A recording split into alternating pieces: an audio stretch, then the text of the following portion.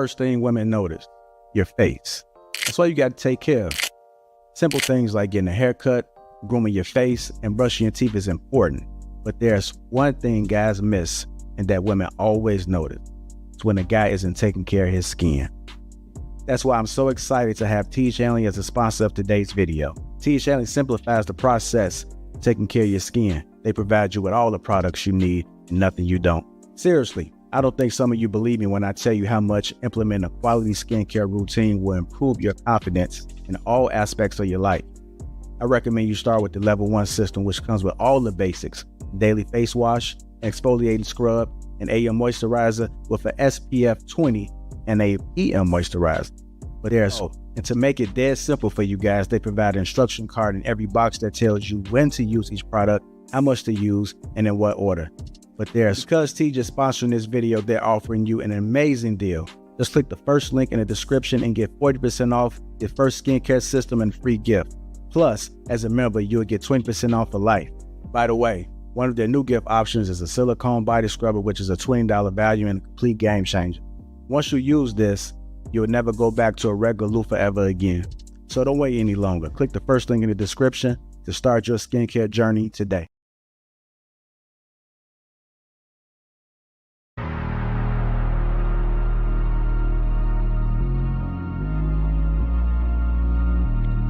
What's up, y'all? It's gonna be one of those nights. Welcome to the show. I know y'all looking for JR real quick, but he gonna be down. Give him about an hour, he'll be up in the mix. But in the meantime, we're gonna introduce everybody. We got Allie. We got Ash in the building.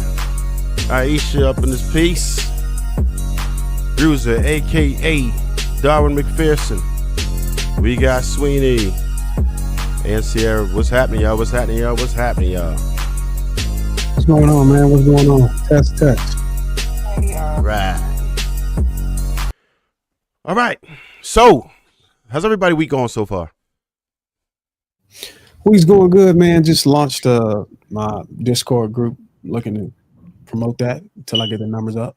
Got some good things for the gentlemen. Pause. But no, that's good to hear. Yeah, we're gonna definitely be looking out for that. Yeah, man. Pause. It's Thursday. it's Thursday. So it's gonna be one of them joints. We got a great show for y'all today. Welcome everyone. We appreciate y'all all jumping in to watch us tonight, and we shall entertain.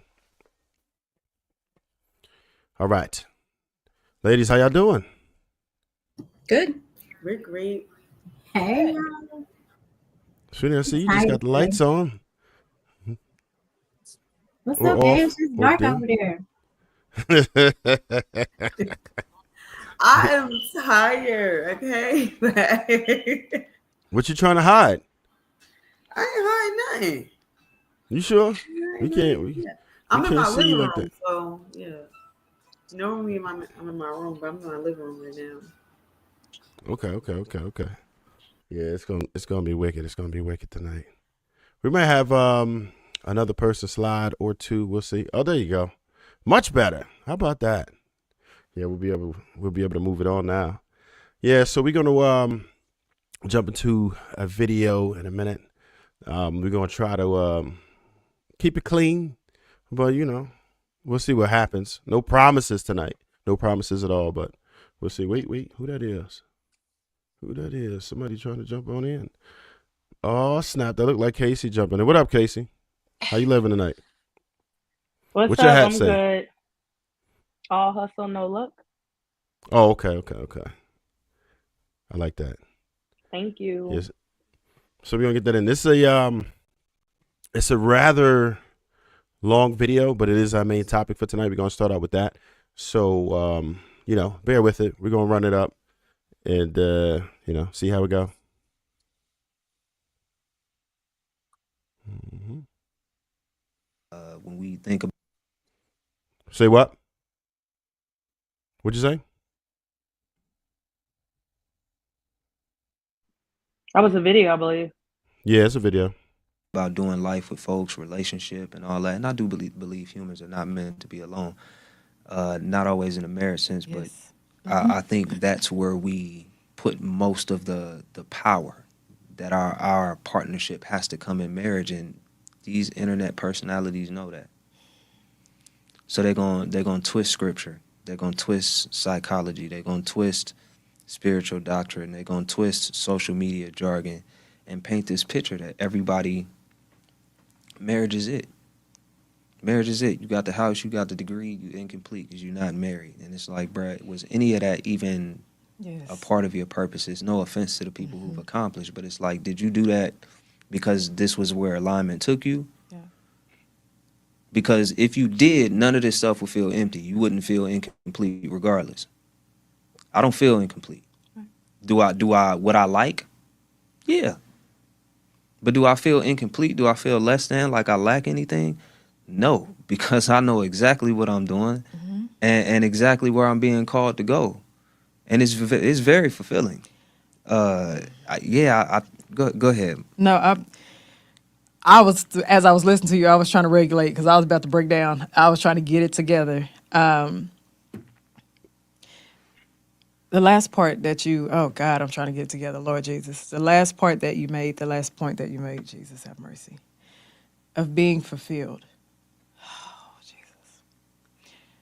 Oh, I'm sorry, y'all. Okay. When I really surrendered to God's will, that's when life changed the way that it needed to. Thank you, baby. That's when life changed the way that it needed to change. My goal is to make sure that God says, well done to me. Even in my purpose of serving, in my character, in the qualities that God has granted me, it shows up in my marriage. When you're operating in your purpose before you marry, oh God, it shows up in your marriage. It shows up in your stewardship. That's what aches me with the conversations in today's society.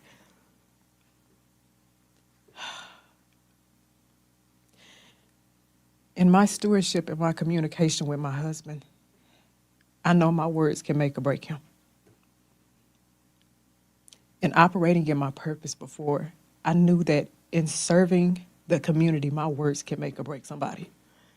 So when I speak to edify. Yeah. And it shows up between me and my husband because no matter what the conflict, no matter what the problem is, when I'm communicating, it's not to tear him down. In my stewardship, in my role as a wife submitting to my husband, it's to be his support. It's to be his strength because he won't always have strength. And I think that's the poison in today's society, is making it seem like men always have to be strong. They're not always going to be strong. It's not always easy to lead. It's not. In stewardship, in our finances, in our resources, being able to give back, to bless people with the things that God has blessed us with, in stewardship of our family, of our children. Our children need to see love and forgiveness, and those are all the things that I went through even in my purpose, which is what made room for my marriage. There you go. So when I hear the conversation in today's time, it's hurtful, and that's why I say I started to witness the destruction of the unity of marriage, the union, and I was upset. I'm like, we're not doing this. That's what the enemy wants to do. We're not doing this. And I think people need to understand, when you are operating in your purpose, you are humble, you're understanding, you're loving, you're gracious, you're kind. Mm-hmm. And you understand the point of serving. Can I put a more specific word? Mm-hmm. Two words I would offer. When you submit to your purpose, and when you obedient to it, not just operating in it. Because I think some folks absolutely take advantage. You're right. Of what we've been given.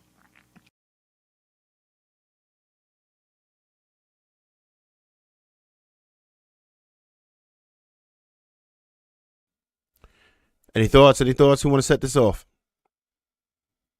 Don't all go at once. I will. All right. So many, Look, I'm almost starting to feel like her, but not like her because I was so confused with what she was saying in her messaging.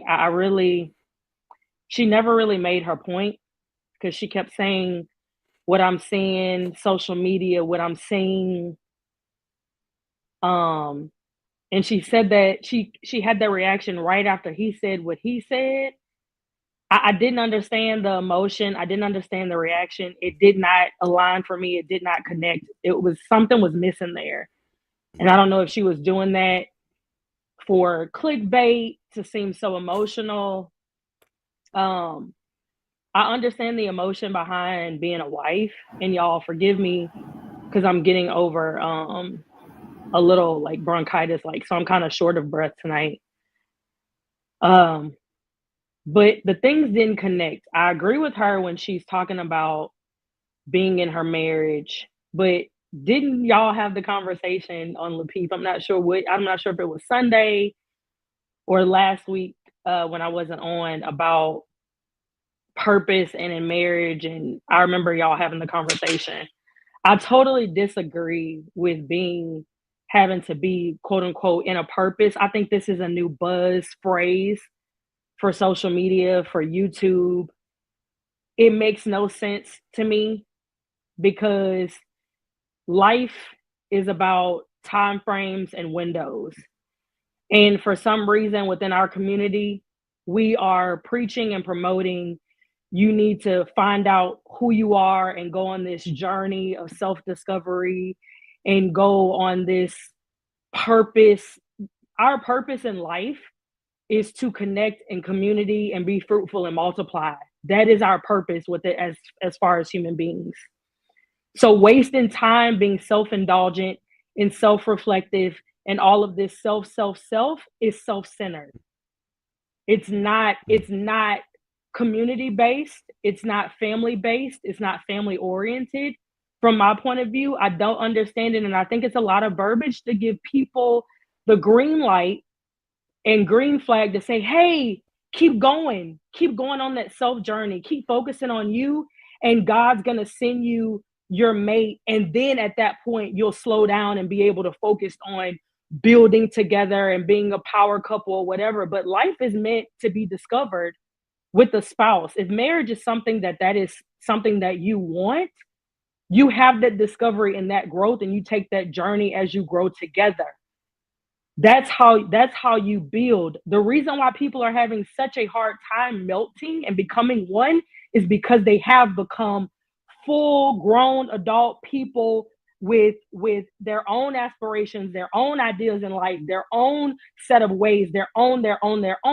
And so when they're getting in their mid-30s, late 30s, 40s, 50s, there's no space for another person to come into their life. Their life is established and they are comfortable with how it is. And it's almost damn near impossible for another person to fit into what has already been established. On top of the maternity clock of a woman with building a family and having children.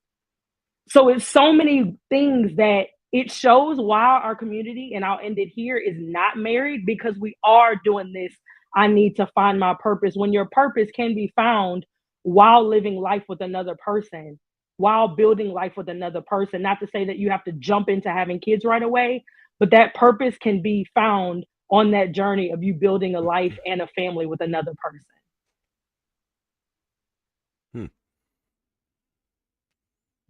I guess I'll go behind. It's gonna be hard. Casey always coming here with bars. Shout out to Casey, man. We be missing you on these panels. Shout out to Casey. I miss y'all too. Yeah, all hustle, no luck, huh? Okay, I hear you. Yeah, I'm completely with you on that. I think there's two terms that I keep constantly hearing: the purpose, and I think the other one is called calling. And I think when people start using these terms, they try to figure out a way to use them in a way to supersede God's intention for man and women. So they'll come up with a purpose or a calling and say, well, I ain't supposed to be married because I have a purpose, or I ain't supposed to be married. I don't have the sense of urgency because I have a calling. But my thing is, if you fertile, if you can have kids, you ain't got a vasectomy, your dick get hard, and your coochie get wet. Your body is telling you what you're supposed to be doing. If none of that's happening, then yeah, maybe I'll be convinced that you may not need to be married. But if all of those things are working for you, and you got the urge, you probably want to try to find yourself a mate, a soulmate, somebody you can lock it down with.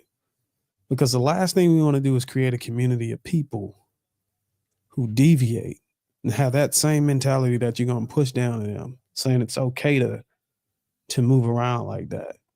And I don't want to go too far into it, but I heard bits and pieces of what the lady was saying in the video.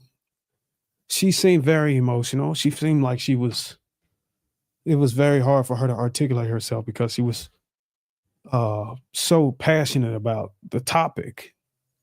I couldn't make up some stuff because of the gate. And for those who don't know what gate is, it's more like once your voice falls below a certain dB, it cancels it out. It mutes it. So if anybody know that platform, reach out to them and tell them to turn down their noise gate so they can make up all of the stuff they're saying. But the brother, I mean, for a man,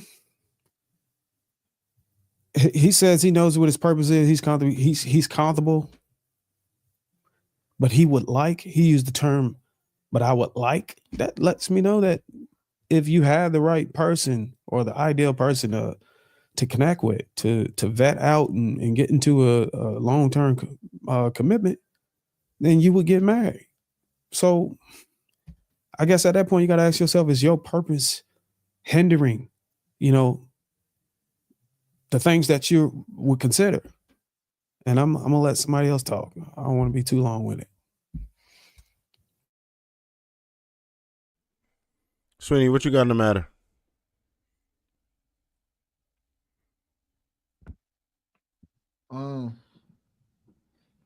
It's gonna kind of almost mimic what Bruiser said. Quite personally,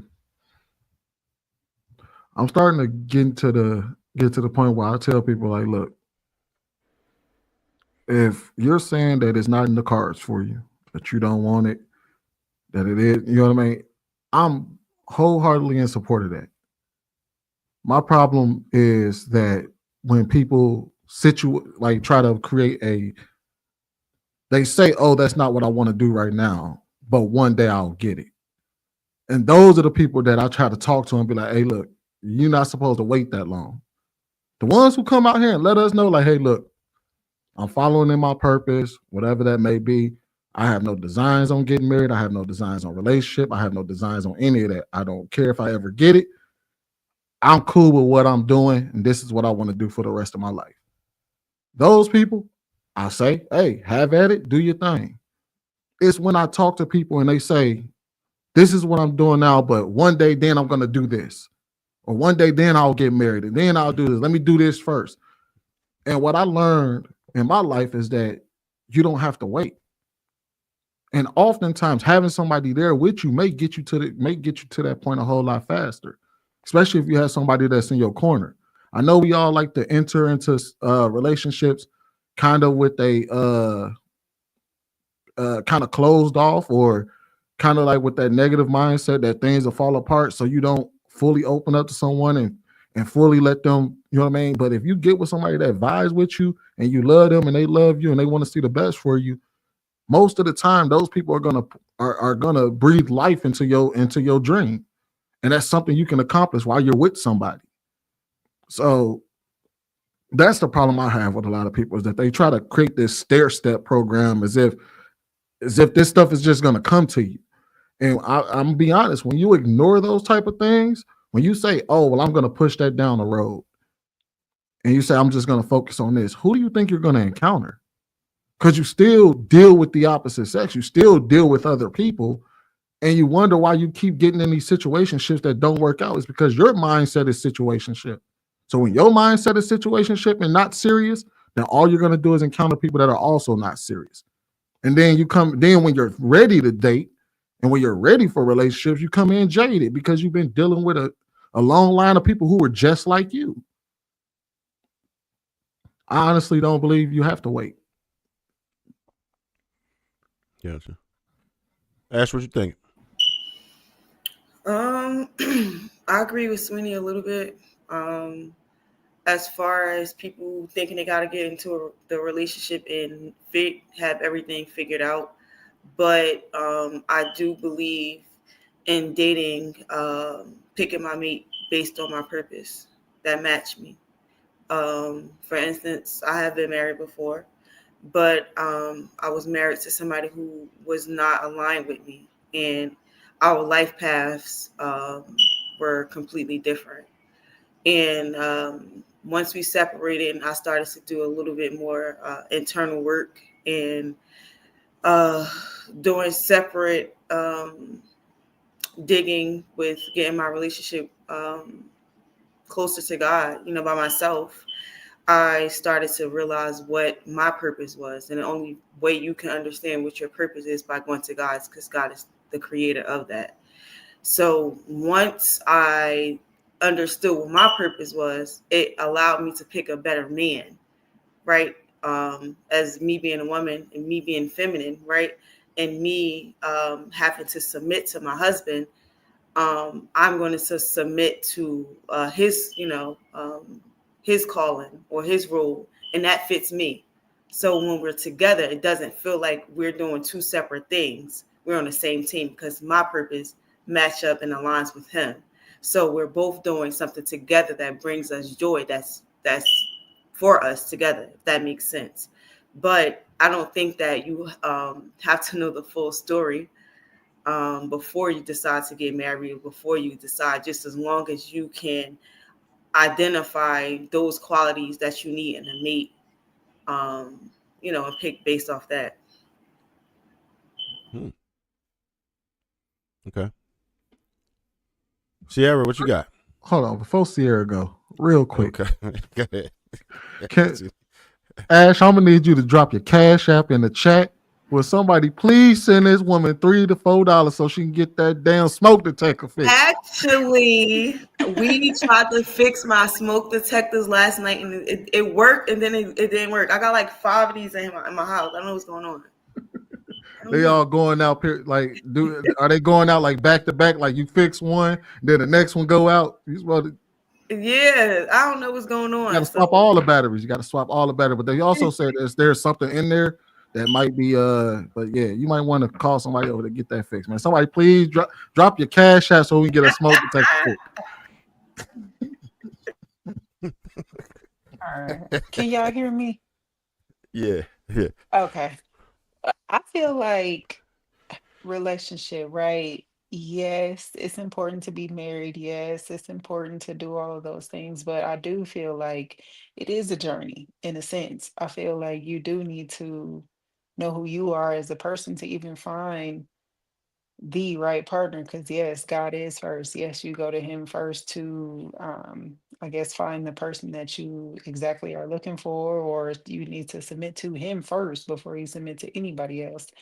And I also feel like sometimes, there's a whole lot of alignment that you need to do within yourself to find that person, because everybody else that you find may not be ready. I mean, I've seen it and been in situations where you think this person is ready, but they're actually not, and you're thinking the whole time that they are. So I mean, I feel like it's bigger than just saying, okay, you need a partner to do this and you need a partner to do that, because yes, you do.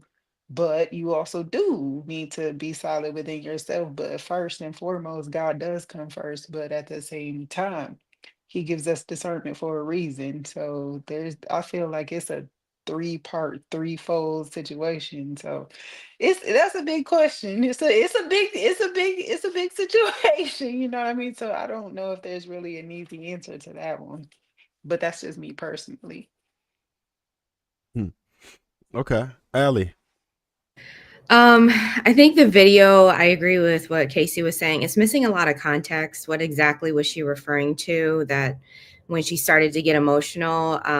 I'm going to guess the overarching theme was probably the treachery of narcissism on social media and vanity, most likely. So with that, yeah, it was difficult to understand what she was trying to say because she was having a problem remaining objective and speaking about the topic.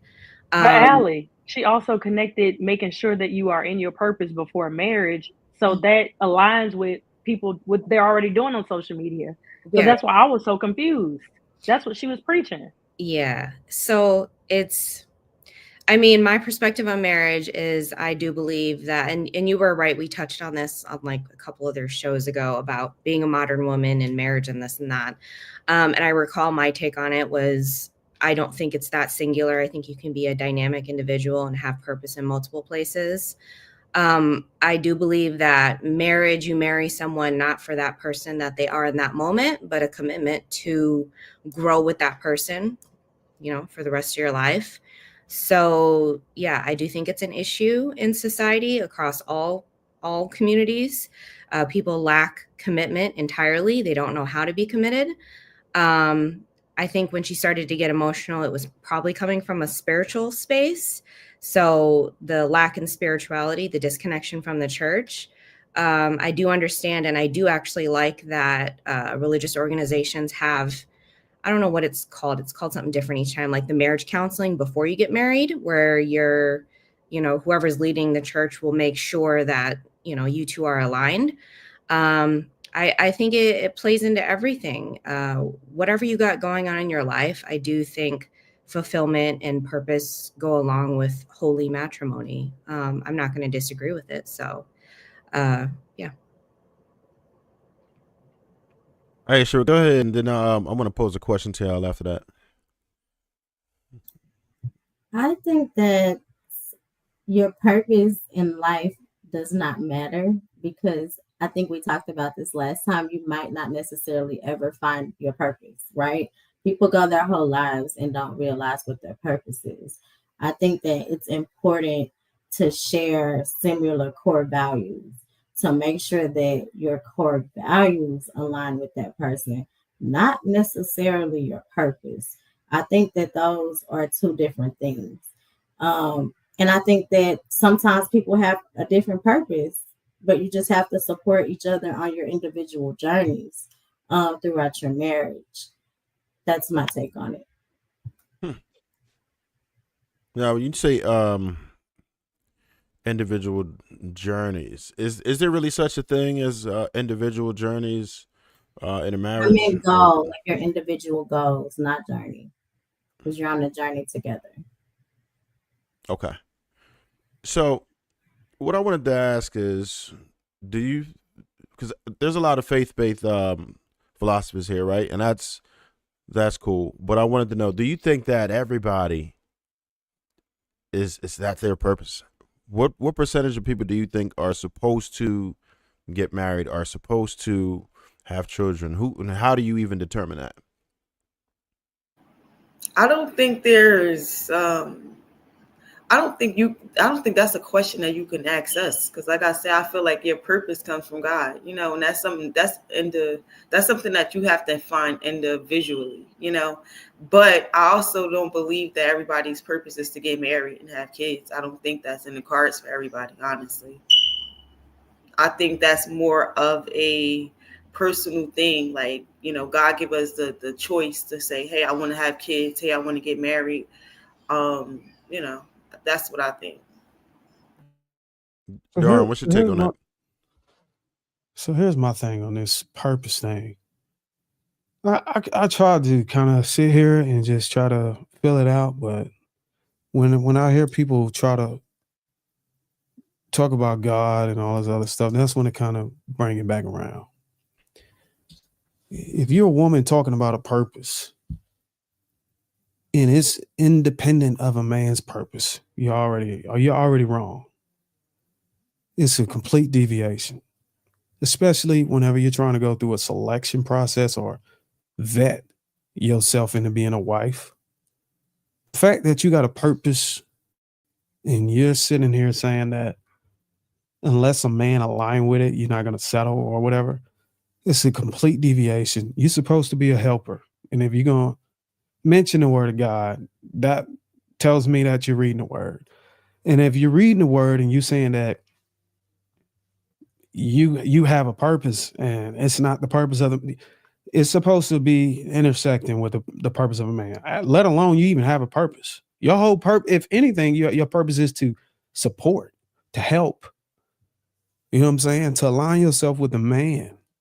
You're supposed to be optimizing yourself to enhance the man's purpose, to make him reaching his purpose or his day-to-day operation and fulfilling his purpose way easier than it was yesterday. That's your role. That's your alignment. Anything outside of that is complete deviation, and that's completely unbiblical. I don't understand where y'all read. I mean, I see a lot of people posting stuff in threads about the word, but it's just not even right. And I want to try to understand that before, you know what I'm saying, I just get triggered or anything like that. I'm just trying to literally try to understand like what the hell is going on with this purpose thing in a woman. I believe that before any type of woman submits to a man, she needs to understand the type of man that he is, what he requires. Just because he's a man doesn't automatically mean that we're a match. That's not how it works, right? So if this man is requiring certain things and I know that that's not who I am, that man is not for me, right? So the word submit, right? Submission is sub, right? That means to go under, right? So she's going under him, right? You said she's a helpmeet, meaning she's going to help him with his purpose, with his journey. But if it don't fit, it don't fit. This is why a lot of marriages, right, are ending because it's two people just getting married and they don't fit together. That's not how it works. Just the same way you go to a job interview, see if this job works for me. It's the same thing. No, why? Just because you're vetting people doesn't mean you're having sex with them. You're getting to see if you guys mesh, if y'all lifestyles match. Can I provide these things for this man? Yes or no? Can he provide for me the things that I need? It's not just one-sided. It goes both ways. Ash, I think, but when you say submit, Ash, you keep talking in like duality, but it's not supposed to be duality. It's supposed to be the man is the head, the wife, and then the kids, all under Christ, right? So there is, when you go to a job interview, you if you're going for that job, the job has the upper hand. You're in the position of asking to be in that role or work for that company. Just as a wife is the man has the upper hand because a man controls marriage. So if you want to be married and you desire a man, whatever he requires is what you would have to get in line with in order to be in that relationship. But overall, yeah, men might have little different nuances. Overall, men are going to require the same thing and they desire the same things from women. They might have different little nuances, but overall, it's the same thing. Just as women would like security, protection, they want to be talked to in a certain way.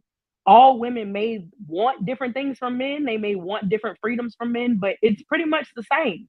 And the same on the men's side. They desire a woman to be agreeable, easy to work with, understanding, submit, warm, kind. Those attributes are pretty much the same. They don't change from men to men, from man to man. They really don't. And I think we keep having the conversations. I know a couple shows ago they were talking about, oh, are y'all old or we young or all of this separation. Men and women we're all human. So there's always going to be a solid ground of human desires, especially when it comes to relationships, whether that's marriage or whether that's family or friendships.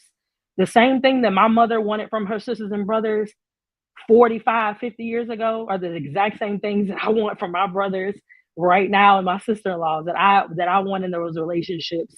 Respect, to be remembered, to be included, like all these basic human wants and needs within how relationships work. So I think that we make things a lot more difficult than it's supposed to be because as women, I think we don't want to be in alignment with men. But that's what is required especially if you're going to include biblical terms and biblical sense in religion or even not religion. If you want things to work in a certain way, there has to be hierarchy. There's hierarchy in education, There's hierarchy in grade school. There's hierarchy in colleges and universities. There's always hierarchy. There's a principal, there's assistant principal, there's admin, then the teachers. The students are at the bottom. You cannot be a student or you cannot be a teacher thinking that you're in the seat of a principal. You're not we're as women, we're not supposed to run things. We're not supposed to be running our family. We're supposed to be under the covering of our husband with our children within a family. And if we understand that mentally, things will run so much smoother. They really would. Yeah, I understand that. But before a man becomes your husband, you still need to see what you are submitting to, right? This is my whole thing. What I'm saying is all of us probably have dated, being, a teenager and young adults. And it was some people that we just did not mesh with.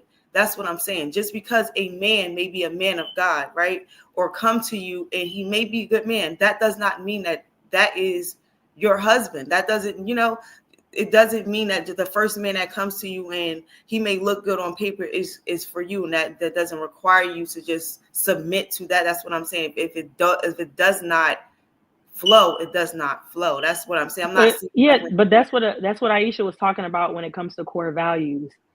Being raised, when you're raised to be a wife and you understand what your parents put into you as far as what you need to be looking out for. You don't need to be 30, 35, 40 years old to understand what values are supposed to be important to you in a mate. And the same comes vice versa for a man. We are supposed to understand that as a young age. And you know why we understand that? To me, the first thing that comes to mind in high school, you are able to start picking your colleges, and you're also able to pick what you want to go into and study for your career for the rest of your life. Why do y'all think we do that at 17, 18 years old?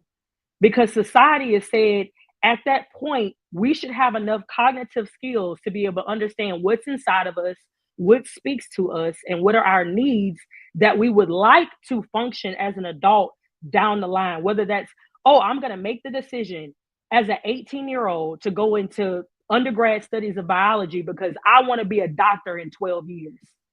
We're able to make those decisions.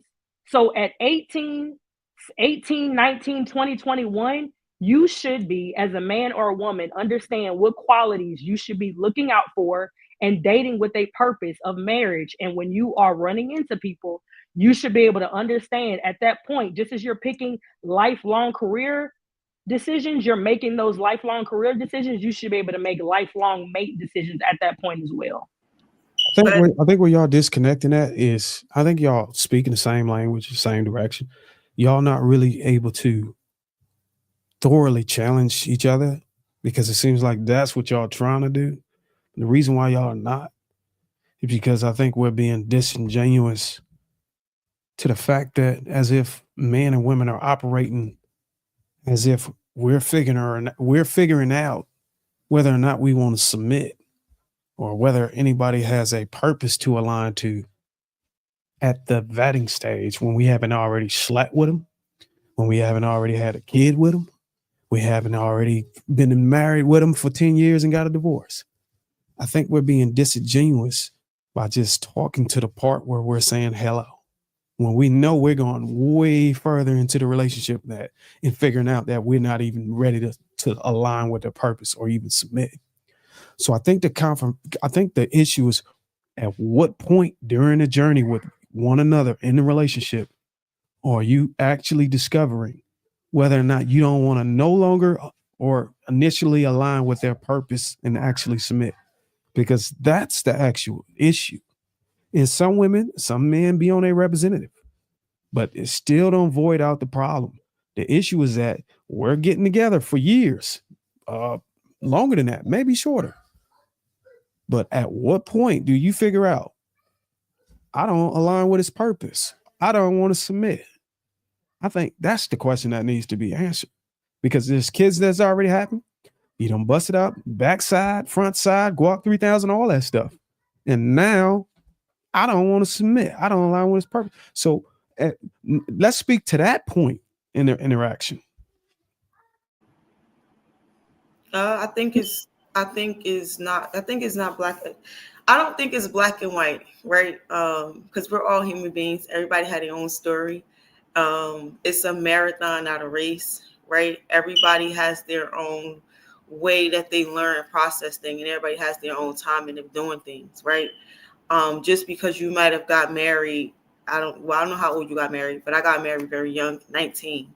You get what I'm saying? And now, and I'll be 34 this year. So it's different for me now that I'm in my 30s dating than when I was 19. My mindset is not the same. What I want in a partner is not the same because I'm not a teenager anymore. I have more experience and things that I need. Now, this is not just to you, Darwin, but this is also just to put in some of what Cassie said or whatever. My mindset isn't a thing and isn't the same way. Even when I went to college, I went to school to be a medical assistant. I did that, graduated, I worked in the field, wound up realizing that wasn't for me. I knew I wanted to help people. I went back to school to be do lawyer.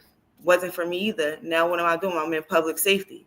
So the idea of who you want to be and what you like is there, but you don't fully know the full scope because you really don't have the experience yet. So as you age, you aged out. You aged yourself out of submission to your husband.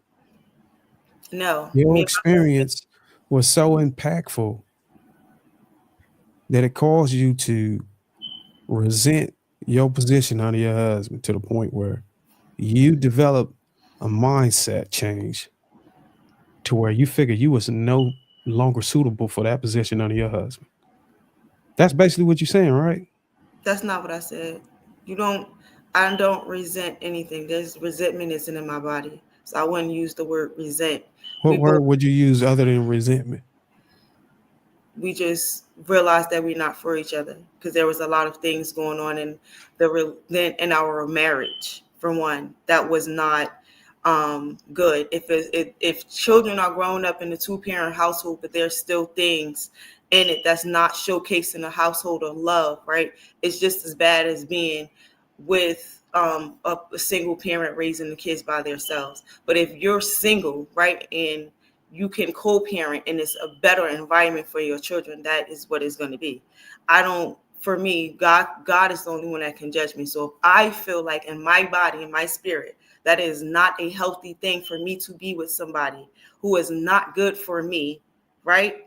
I'm going to remove myself.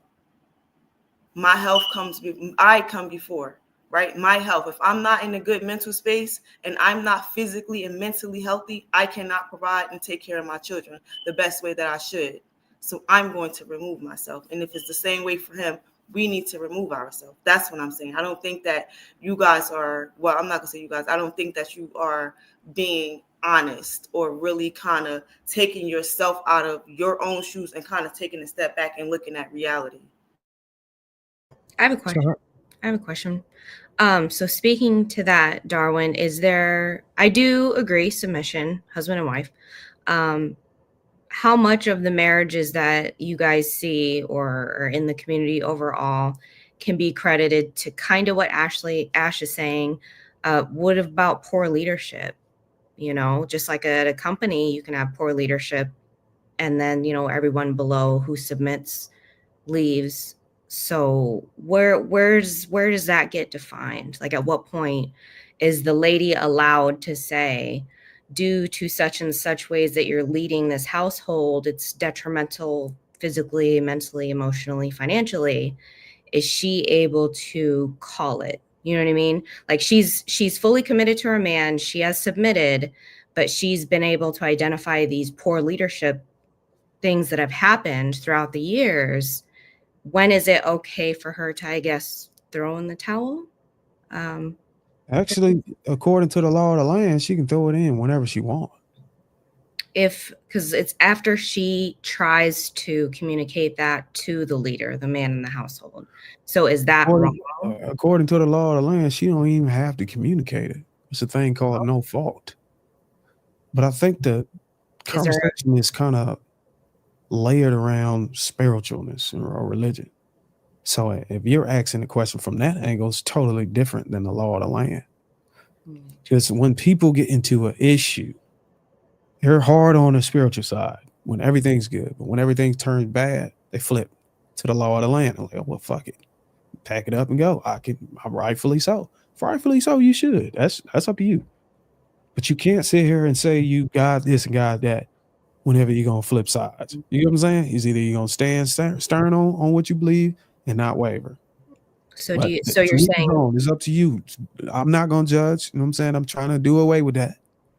okay. But if at any point you feel like a man can't lead you and you don't want to be there, and in today's society, you could chuck the deuces. So are you saying that the majority of the relationships that meet that demographic where they've been together a long time and they break up is because they're not on the spiritual side, or it has flipped to the lid? Most definitely not on the spiritual side.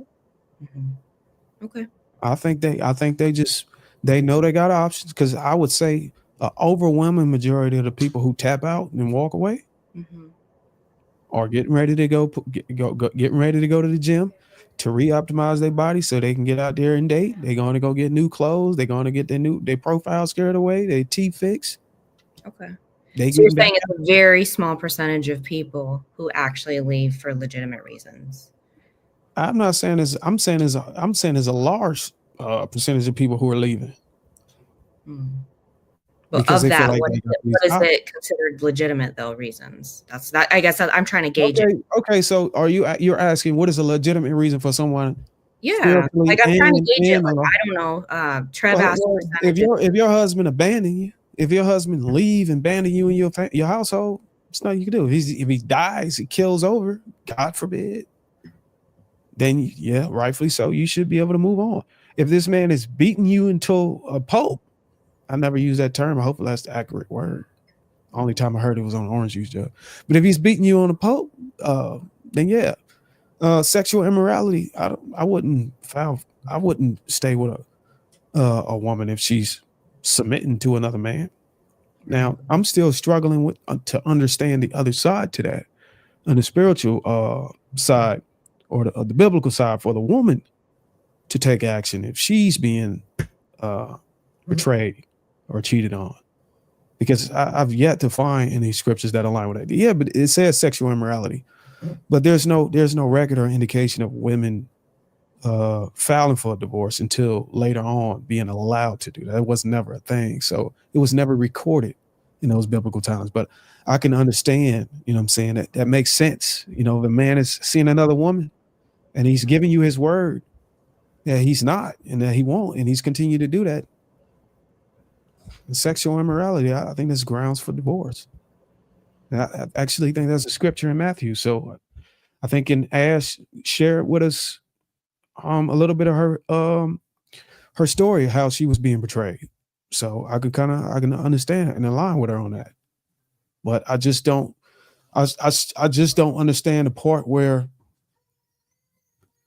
I mean, we gotta be honest. Is that's what really people are leaving for? Is that what they're living? Those three things I stated. What do you see, Ali? Like, you talk to me. Like, is that what you see? That's what I've seen personally. That's why I said I'm trying to gauge what everybody else's experiences have been. That the majority of long-term relationships that have ended have been those exact reasons. So that's why hearing this, you know, I totally understand social media and narcissism and selfishness and not carrying oneself as a wife and submitting to your husband. So that's my experience. That's what I'm saying, is that the women, because I'm in my 30s, the women that have left for solid reasons, and it's poor leadership, and they've given it their all, they've submitted, they play their role, they play it well, but then the man fails, right? And I'm not saying the women don't. Poor leadership, like how? Can you give for most of them, what was the poor leadership example? Infidelity, not taking care of the home, financial ruin, like putting your family back into hardcore survival mode versus growth, not being collaborative, right? Because if you're a leader, you have to have fantastic listening skills. And I know I've said this before, totally cool with the guy being the captain. All right. I'm the MVP. I'm your team lead to help you through everything. But if a man can't take feedback from his household, whether it be his wife or his children, for the betterment of the household, and it continues to hit a wall, for terrible reasons, I think that's poor leadership. So you think that Like I know a girl who exited a marriage because the man started to get abusive. She still tried to submit and say, will you please go to anger management counseling? The husband said, absolutely not. So what do? The children are in trouble. These are the situations that I've seen. So and that's why I asked Darwin, like, what percentage of these relationships, since Trev asked, what is the lay of the land of these people in marriages that are leaving? And I don't know. We can pull up the stats, but I'm pretty sure some of the things you listed, like this, I don't know about poor leadership. I think what you're doing is lumping these other things that's top 3 on the list under leadership. I mean, and depending on how you view leadership, that's subjective. It may be logical to make that statement, but I think sexual infidelity, the financial issue you stated that, and I would say physical abuse. Is the top 3 that's causing. Yeah, because I personally, like the description that you just said of like someone going to the gym, getting their teeth done in Turkey or whatever. Like I personally have not seen someone leave a long-term relationship or marriage to try to like glow up like that in their 30s. That's I personally haven't. So I personally know. Ali, He's telling big facts, major facts. Ali, can you give me an example of financial ruin?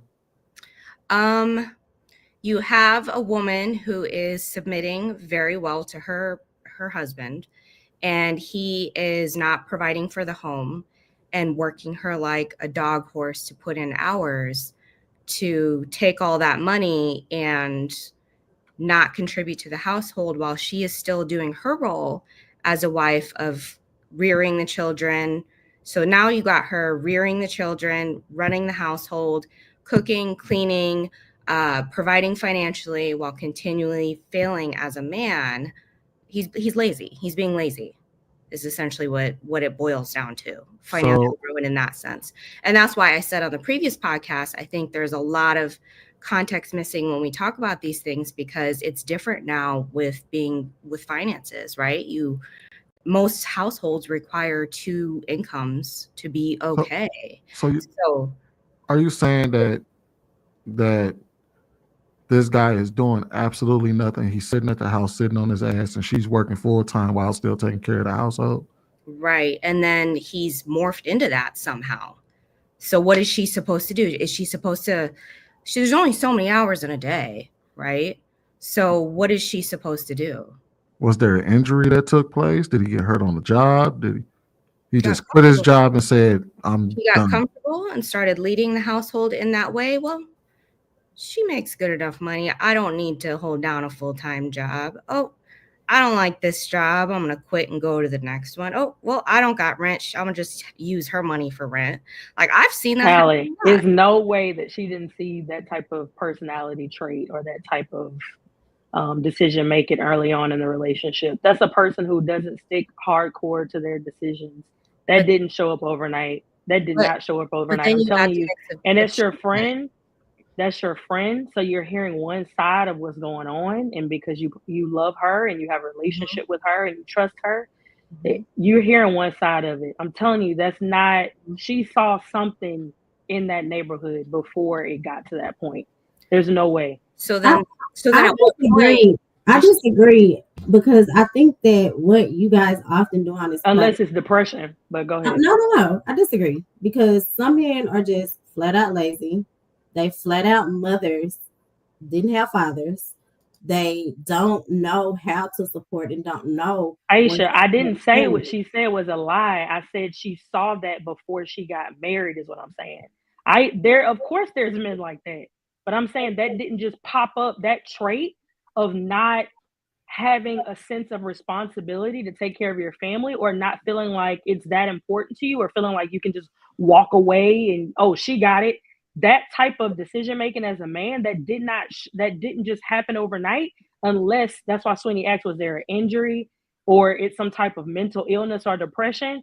If it's not those 3 things, then that was who he was Yeah. way before it got that bad, is what I'm saying. That's all I'm saying. But my Or thing like, is, if that's who he was, then I feel like black men have once again failed black men, right? And I feel like Who y'all said he was kinda- black? Who said he was black? I'm just saying, because it's Allie like is Asian. I deal with black men. She didn't give a And race. Why you did that? That Allie was they messed black up, men. Aisha. Don't play with it. Don't play with but it. why would you But assume that there was a she black said her man? friend. Who I'm said that all speaking her for friends me. black? I'm speaking for me. I wasn't But speaking you for just said black men though. Who said she was talking about a black man? I am. I'm talking. Okay. But even if that was the case, that was a black man that became a lazy ass bum in this household. How is that an indictment on how we failed? We didn't fail, he failed. It's too many. It Like- happens too often. I hear this story, like Allie, I hear this story all the time. This isn't like something that we don't hear all the time. We hear this story constantly. And here's And I went to the grade school with all white people, and they going and their stories just like that, y'all. We gotta stop beating up on our own race so much. Like, a lot of this stuff isn't black and white. Some of this stuff is just man and woman. Some of it actually is. And I have friends who got married straight out of high school or got married down the line who are now divorced, and they are tell the story, oh, it was her, oh, it was him. It's some of the same stories. We got to stop beating down our own race. We have to. I'm because specifically speaking for black men, and I'm going to continue to hold black men and women accountable. So Not to I cannot mention, but you speak specifically for said it's a myself. black man trait just now, Aisha. You just said it was a black man problem. I can. That's why I just That's said who what I I'm said. around all the time, and those are all my life So, experiences. so answer this question, Alicia. Answer this. So that's the point. If you're not around any other race, you can't. And I'm not going to Aisha, pretend like it doesn't happen. And I feel like y'all Aisha, do if that a you're lot on not, this if channel. you're not around other races of people, how can you say it's a black male problem if you don't I'm have around other races to of compare it people to? all the time.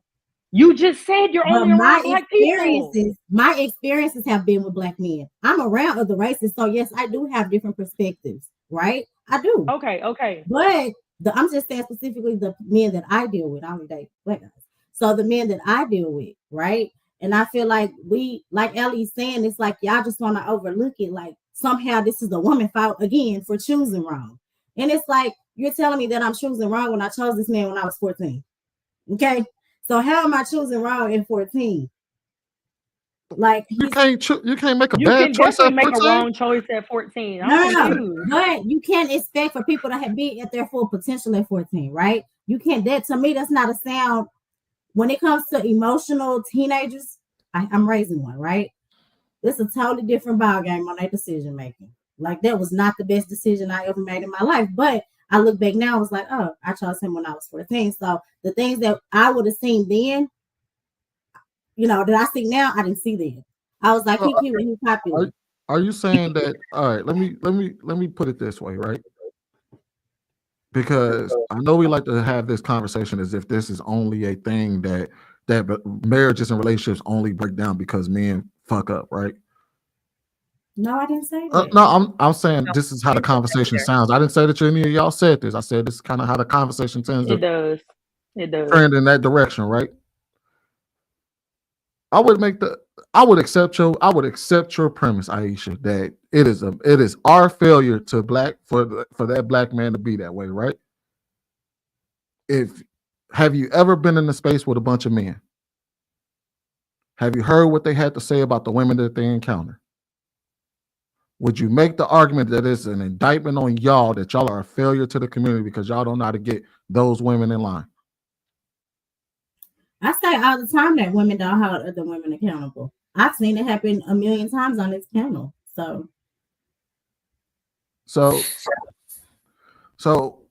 and like I said, I'm willing to accept that we need to hold them, but y'all have to understand that it's another person on the other side of that. And oftentimes we hear one-sided stories. And sometimes you just got just walk into a room of men and y'all hear that and it doesn't matter the race. You go amongst men and you hear our grievances with the women that we encounter. Sometimes it's the women that lead us to financial ruin. How many men have heard complain about how their wives overspend? Even though they know they don't have the money. She wants what she wants. And he's like, we can't afford that. and she wants it anyway? Or how many times have I heard that a woman, these two people have been working their entire lives right alongside each other, and one day she elects to quit her job because I'm not supposed to be in that role, even though that's what they agreed upon? How many times have I heard stories where men have women have complained about the man working too much, but him working too much is directly in alignment with the finances that they have in the house. And then she says, I need you, you work too much for me, I need you at home. And then he's at home more, but her spending habits stay the same. And then she complains that they can't spend the same amount of money, and he has to let her know, look, either you need me, either I'm home, and we have to cut back on our life, or I go to work and you can still take advantage of the things that I put in place for you. How many women have I known that walked away from a man because of that? How many women do I know? How many men have I heard complain about the fact that she's unappreciative, that she only see things through her lens, that is all her, all the work that she does, and then she discounts everything that he does. This is why I say that I always say that when marriages fall apart, it's tend to be 50. As far as all marriages, it's normally 50-50. We do to one another, but oftentimes we have these conversations as if the only person in the relationship, in these relationships, that is fucking up is always the man, or most of the time it's the man. And it's just simply not true. Oftentimes your homegirl will come to, for example, Ali, your homegirl will come to you and tell you every damn thing he done did wrong. Actually, I was sorry. I was going to add context to that. They had been together a very long time, and she submitted to her man for such a long time because she was so mentally submitting to him that she didn't say anything.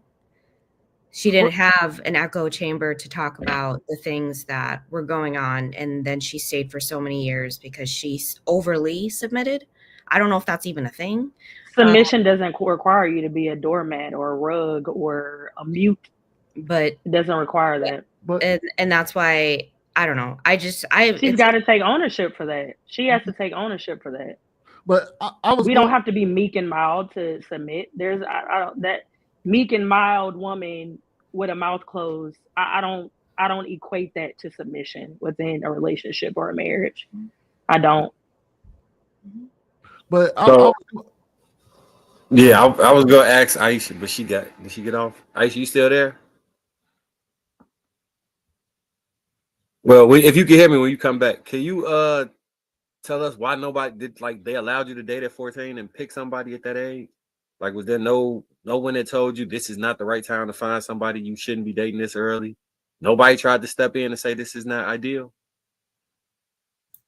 Sorry, I'm eating. Yeah, you good. Actually, I was not allowed to date technically until I was 16 years old, but I was a little fast little grown up. So, yeah, I technically was dating him at 14. So you gotta hold that L, because you broke the rules via something you wanted to do, jumped out the window, got with somebody that they didn't get a chance to vet and approve. So on that specific one, you got. And then my mama, when she did meet him, she absolutely hated him. Oh Lord Jesus! Come on, now, dog. Come on. What'd you say, Aisha? You say your mom hated him? I didn't catch that. What'd you say? She said her mom hated him. Aisha. And then what was the Sweeney point? God damn, my memory go. But in the chat, they want to make it seem like I don't know what I'm talking about. Like I'm just like talking out of my ass. Excuse my French. No, but 17 years later, but this is the thing. I remember like early on, like early 20s or something, when I had my son, and my mom, she said, you know, the first thing, the same thing that you don't like about him now, you're not going to like about him 15 years from now, right? So you're either going to compromise and get over it, or you're going to leave him today, right? I remember my mom having this conversation with me as a young girl, and I'm like, I can deal with it. And then 17 years later, those things that I thought I could get over, I never actually got over any of those things. And he never actually changed. The personality just got worse as we age. That happens a lot, Aisha. Well, a lot of young girls grow up thinking that they can change and shape a man, well, a boy, into something different and better. So that's not really like far-fetched out there to me, because I see that a lot in our community, honestly. It's not far-fetched, but that's a terrible way to move forward for this reason Yeah, it specific. is. Power dynamics exist in relationships, and the moment men submit to women and get led by them, something occurs in the woman's mind that starts to disrespect that man at some level, where she feels like he's not a man. And then she looks at men who she views as men in comparison and belittles him. Even if she does not say it out loud, the seed is planted at that point, and it continues to grow and fester. And now fights pop up when you like, man, that's not that big of a deal. Why is she tripping about this? Because she views you as underneath her. So she's talking down to you based off of that, because she naturally has a need and a desire to look up to you based off of the way hypergamy and her like the nature and her DNA is set up or whatever, right? But Sweeney, all right, I know what I was gonna say. In that Marcus, scenario, right before you get to that point, let me just ask you. I just want to know. And once a woman views you in that manner, what do you think the odds are of changing her perception of you? you damn near gotta stand on a position and be willing to end the relationship behind this shit. If you're not willing to end the relationship by standing up for what you believe in, it ain't gonna work, because you're gonna keep falling down to make sure the relationship works. And now that she's comfortable being in charge, you fighting back seem like acts of aggression as opposed to acts of leadership, because she's used to the dynamic of being able to sun you. It's like, you ever had somebody you mentor, and then when they feel like they want to rise up and tell you about what you should be doing, and you the one been mentoring them, and you be looking at them like, bro, I've been telling your ass what to do. How you gonna tell me what to do? I got the experience. I've been doing this shit way before you was my mentee. And now y'all just at odds. That's what's happening. You would have to separate from your mentor, become more successful than the mentor, then come back to the mentor and say, hey, I have a way that works for you, for the mentor to then begin to follow you. And then it's still a good chance that they're gonna look at you with some resentment just based off of that relationship. The reason why I was asking that, Marcus, is because I don't believe that women generally can unsee that. Once they view you as beneath them, once they feel like they could punk you, once they grow that resentment for you where they feel comfortable disrespecting you, I don't think there's any coming back from that. And I try to encourage men to understand it, and women. Like, once you feel like that about a man, you probably shouldn't be with them anymore. And if you were being treated like that, I don't think it's reversible. I think it's completely irreparable. I don't care what the phase of the relationship is. I would abandon it immediately. That's just how I feel about it, because I don't think that you can unsee that. That power dynamic is obliterated, in my opinion. I don't think that the women look at them like the men are beneath them. For me, I feel like because I like solution-based stuff. I feel like it's normally when women start to look at men like that, when they can't trust the man, or they feel like they can't depend on a man. So that is when she'll start to look at how other men are treating her, maybe her friends or whatever the case may be, and then the comparison will start. Say, wait, like for instance, like Aisha said, she believed that he was, going to do certain things, but as he got older, she realized, like, nah, that's not what it is. That's who he is, right? So then that's when the trust stopped. I can't depend on him. Now I got to do it myself. For me, I feel like when a woman trusts and love her man, right, and can depend on him, you have a woman that's going to respect you. And when a man, whatever your man says, it goes, because you respect him, right, and you trust his leadership. But when that trust is broken, you can't depend on him. That's when the back and forth goes, and your perception of him kind of change in your mind. So let me interrupt real quick. What I wanted to say is, we may reach an accountability bottleneck when we try to put the reason for leaving on, was it a man, was it a woman? Let's just agree to be subjective on that based on your friends in your circle. Because I would argue that depending on who your friends are, if it's mostly women, and more times than not, the women that's ending their relationships or failing is gonna say that it was the man's fault, and vice versa. If most of your friends are men, when they come to you and tell you why it failed, they're gonna say it's the woman's fault. So let's just scratch that off and just say it's a subjective fault, and it's contingent upon the friends and the circles you run against. Let's look at this like a system. Okay, a man, you agree to be with this man. You marry this man. You confide in him. Boom, everything's running smooth. He fails at leadership. You leave him. You go to another man. It repeats. He fails at leadership. You leave him. Fails at leadership. You leave. Is that an effective way to run a community or build a society in the world? Is that effective? Because I would argue that the submission and the union, the marriage, is not contingent upon whether this man reached an obstacle or he reached he hit a wall where he struggles and he can no longer lead, and then he loses his entire family. Because I would say, man, it's almost inevitable in some cases, or some demographics and some lifestyles you choose, or some career paths you choose. It's inevitable that you're gonna run into obstacles. But if y'all are telling us as men listening that when we do run into an obstacle, when we do fail, and we will fail, I failed, my wife's still here. When we do fail, are y'all communicating to men today that when we fail, we should expect to lose our families? When we backslide, when we sin, when we make a mistake, and we still want to be there, we should expect to lose our family. Is that what we're saying? And if that's what we're saying, is that effective? I'm not saying that. So what I'm saying is, this is where nuanced perspectives come in. You can fail and be a great leader. It's 100% possible. It's more than likely nobody's going to be 100% correct. Are we talking about this failure of character, though? So it's a difference between incidents, scenarios, and making a bad decision versus being a bad decision maker. And if you're consistently in a space where everything, like, it's some people who do right, and then you'd be like, damn, I see how you made that mistake. It wasn't the right way to go, but you made a mistake that's reasonable. And I see how you got to that conclusion. Or you made, you turned left when you should have turned right. We could fix this. But somebody to get in the car and drive the opposite direction and refuse to turn around, that's just a failure of leadership, not just a mistake. Like, you going in the wrong direction, you fucking shit up, and you can't. There's no means to hold you accountable where you could reroute. There's nothing that can be done other than getting out the car.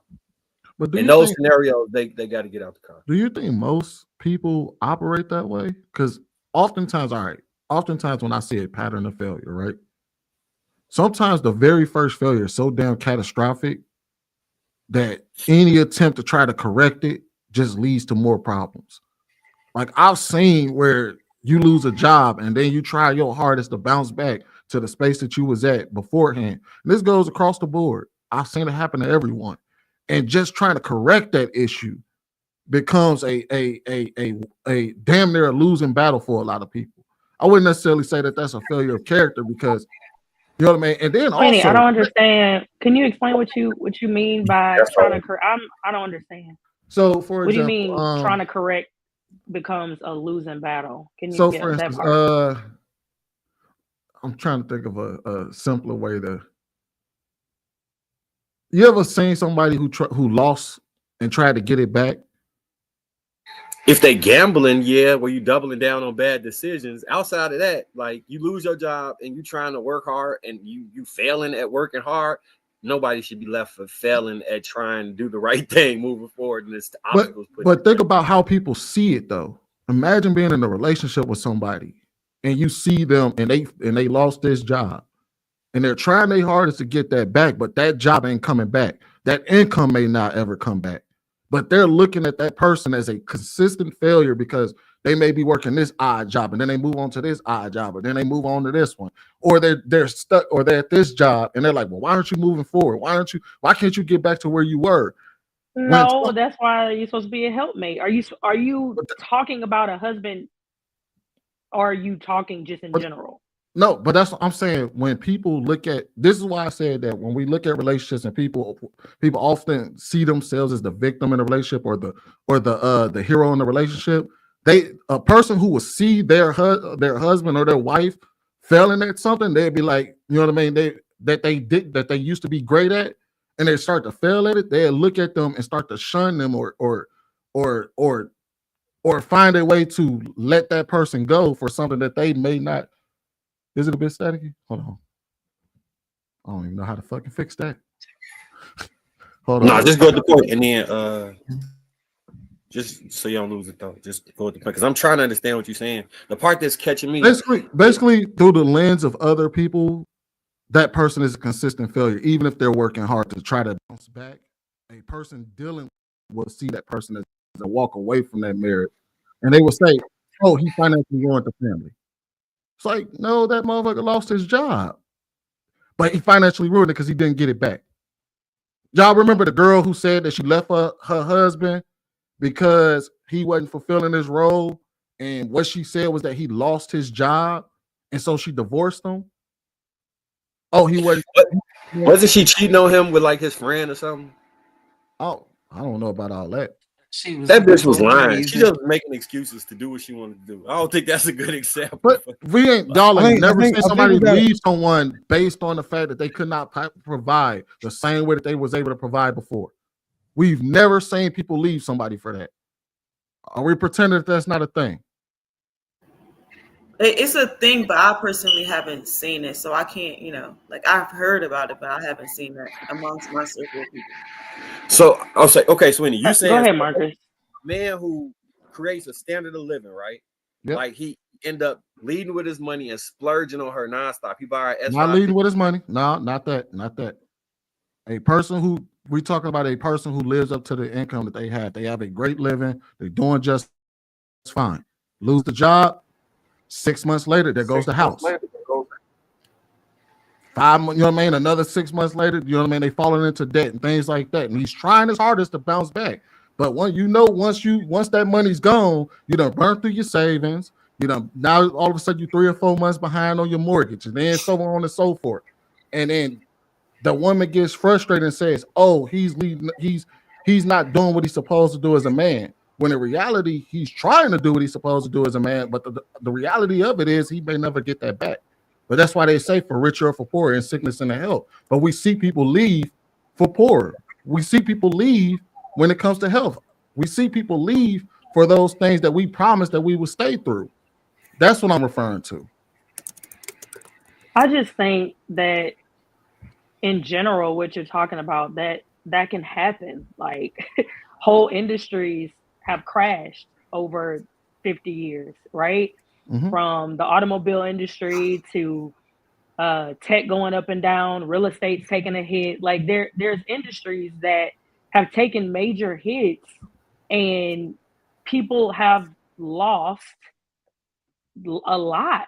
And so I think that's a part of the ebbs and flow that you have to deal with and look forward. You're going to have to look forward to that in a relationship and in a marriage. And that's why there's two of us. That's why we have to work together. That's why we have to, as women, if it's a man that you're talking about, that woman is there to be a helpmate. You're there to work together and work together for your family. So if that woman was a stay-at-home wife, that may be the time where she goes out into the workforce in order to create some stability until her husband can take the reins again. You do what you have to do until you get where you need to get. So this life, nothing is promised to anyone. I literally met a man in the airport. He said he was $600,000 in debt. He had a smile on his face. He said, and this situation is actually your situation, Sweeney. He said he lost his wife and his family. He said, but guess what? Nah. If you were listening to the story, he said it not one moment did he think that he wouldn't get it back plus fold. And as he was telling me the story, I believed him. And guess what? He pulled up his Instagram in the middle of this conversation. He said, if you don't believe where I am right now, let me show you. He had 6 Instagrams for 6 companies that he showed me websites and everything that this man, the lifestyle that he was living. He said my friends, the people who truly knew me, stood by me and knew that I would get it back. But the reason he was $600,000 in debt was because of the industry that he was in. It took a hit, and his business took that hit, and he lost all of his business. So at the same time, his wife, who was by him, if a person loses all hope, who's in that situation, yeah, it may be hard for a person to stand next to them if they sink into a depression. But you got to know that we each are going to take falls. A woman can have a child and go through deep postpartum depression, right? Her husband has to know, dang, this isn't the woman that I married. Where's my wife? Like, what's going on? We gotta stand together and work through the valleys of our marriages, whether it's financial, whether it's mental, whether it's anything else. It's not gonna last forever.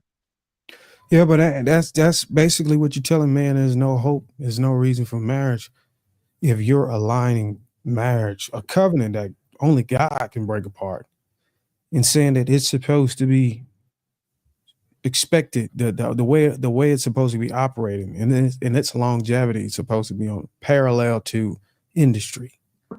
When we're supposed to look at ourselves as greater than any industry or business that could potentially fail. I think we reached the avenue in this conversation where we can actually come to an understanding that a lot of men have a difference in thought of what they think about marriage than women do.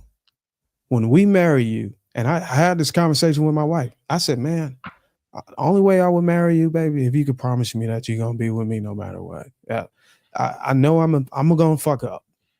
You know, I'm a backslide. I might go broke. You know, I might get in a car accident. I might get parallel. Or I might do something stupid. But I'm telling you, I'm going to always be here for you. Can you be there for me? And I think that if that is what marriage is about, I think more men will get married. But what y'all are telling us is, nah, if you go broke and we out on the streets, I'm out. And if you do this and I'm out, but there's depression, I'm out. If you feel a little down on yourself, I'm out. Nah, I think if you can't keep it up, I'm out. I'm out. And we're like, I feel like that was very extreme. For me, I feel like a man that's a great leader, knowing that he is in a business where his income is gonna fluctuate up and down, needs to have a savings, right? That's for one. And that's if I'm married and my husband took all of our money and invested, and now we're broke, we have children, I'm going to be pissed the fuck off. That's right there. And as men, right, and you're expecting your woman and your children to follow you, and you're not putting money to the side for a rainy day, I don't think that's showing case that you can. That's not saying you can be a good leader. But Ash, people run through savings though. You're acting like the valley may be. You put on time frame. It could be years. I get what you're saying, but you said 6 months, right? And you say he was people in debt. run through savings since like I said 6 months. 600. You can burn through. You can burn through a savings in 6 months. I didn't give a time frame. All right. Well, he said that he's $600,000 in debt, right? I said that. A person I talked to. That's what I'm saying. But you're okay. So what I'm saying is $600,000 in debt. That does not acquire a short period of time. And even if it does, if he's making $600,000, then that means he has enough to at least put $60,000, $70,000, $100,000 to the thing. And if you are not, we don't know. We don't know all of that, Ash. I know. We don't know all of that. I don't know. I didn't ask him all the nuances of business partners being involved. This was for Darwin. This was for Sweeney, right? What I'm saying is, but you're using my example because they was using your example. No, but I'm not going to use your example. Okay, I'm not going to use your example. Cross your example out. All right. What I'm saying is, right, for me, I feel like if my husband puts me in a place where we are losing our home and stuff like that, I'm going to be pissed off because now I trust you, right? I believed in you to make sure that our household is set up. But then I trusted you and I felt kind of bamboozled in a way where I'm following you blindly, and now we're on the streets with our kids. I'm okay with pissed off. I'm just talking about leaving. I get you being upset. Sometimes that may require a woman to leave his presence, but that does not mean that we're separated. Hey, you know what? I'm going to go stay back with my father or my mom with the kids. You get what I'm saying? Okay, but is that what's going on? I think the question at hand wasn't necessarily. But I'm just no. Let me finish. All I'm saying is I'm giving you an example because I don't think that you guys are being realistic. So what I'm saying is the thing you guys try to make it seem like marriage or any type of relationship is going to be perfect, and it's not. So you're saying like when you hear women say, "Oh, that's gonna," well, when women kind of express themselves as scaring men off from marriage, but it shouldn't. It should honestly be a learning lesson. Be like, you know what? All right, I can be better in this area or whatever the case may be, because problems are going to arise in a marriage. You get what I'm saying? Don't sugarcoat anything for the sake of just sugarcoating shit. That's not what it is. Ash. Wait, who's talking? I can't see your face. Right here. Ash, imagine if men held y'all to the same standard for y'all role that y'all hold us to. Like, imagine the role that we expect y'all to have in a marriage. Imagine if a man held you to that same standard where he said, if this falters, I'm gone. And like, I know men that's what I've been telling them to do. Hold on, wait. Imagine the house ain't clean the way that he wants it to be. Imagine the kids don't reach a certain level at a certain age the way that he expected it to be. Imagine if you don't cook the way that he expects you to cook. Imagine if you deviate one iota away from the way that he expects you to be as a wife. He says, if you don't perform, I'm out. And I'm gonna ask this question: is your performance under the same scrutiny that his performance is under? Mine was, yeah. That's what I'm saying. Is it valid? That's what I'm about to say. I'm not sure what people you guys be around, but the people I'm around, the men and the women, especially the men that's in my life, you get what I'm saying? I don't know if it's because it's a Caribbean thing or what, but they're the same way on the women. You get what I'm saying? So it's a little weird for me. Like, I get it, but I don't get it because that's not my reality. Like, you saying your husband was like, you saying that you were, that means, okay, if that's what you're saying, that means in your own personal situation, you were perfect and he was the screw up. No, we both did stuff. Even when I was telling my story, even when I told my story the first time, I never said that I was perfect. I said we both did things to each other, and I had to take some time back. I had to take some time for myself to realize that I was a lot of the cause too, and I allowed certain things. So now that we look at it as the system I presented, he failed. Okay, in this case, both y'all failed. Y'all moving on to another person, and then that fails. We're gonna just keep creating this cycle. The question I posed before that nobody was able to answer was that an effective way to move a society? I take it nobody want to answer. I'll just pass on it. But wait, Darwin, what? No, don't do that. What was the question? What was the question, Darwin? Okay, so I asked everybody to look at this as a system, because Ali posted, she premised this conversation on a thought-provoking, very solid discussion. A man is supposed to be a leader and he comes up short. When can a woman pull the trigger and say, oh, I'm out? And we talked about some cases, some instances where it kind of made sense. And that was on the side of the law of the land. It wasn't really on the religious side. You know what I'm saying? So it was a deviation. So my question after that was, okay, let's say that's the case every time, because, you know, men and women can be on their representative. And I think M. White said up to 2 years in the marriage, in the relationship, and they become authentic later, and you really see what you're dealing with. What I'm saying is, let's say you get to a point in every relationship you get into, you're going to get to a point where you don't like what's going on, or this man's leadership, he fails at his leadership. You leave him, you go to the next man. It gets to another point where he fails at his leadership. I'm saying, is that an effective way to move? Hell no. Right. So No, now, because you're gaining more trauma with each person you're attaching yourself to. You're growing in more, and you're growing more intolerable of people, right? Of the opposite sex with each person in each failed relationship. You're getting more miles on your body. It's so many negative things. You're wasting time. Time is ticking and so passing. You're intertwining your lives that should not be intertwined, multiple especially children, if children are involved, right? In-laws are involved. right? So then the emotions of those in-laws are involved. And so you're doing that over and over and over again. And you think you're going to come out unscathed? You think you're going to come out clean and not full of trauma and mental issues from having these soul ties with all of these people and all of these experiences in your head? And then comparison will creep in from what you experienced with the last person. Then you're going to compare that to the next person. That's why I think people are supposed to marry early. They're not supposed to experience all of this trauma and wasting time with person after person after person after person after person after person.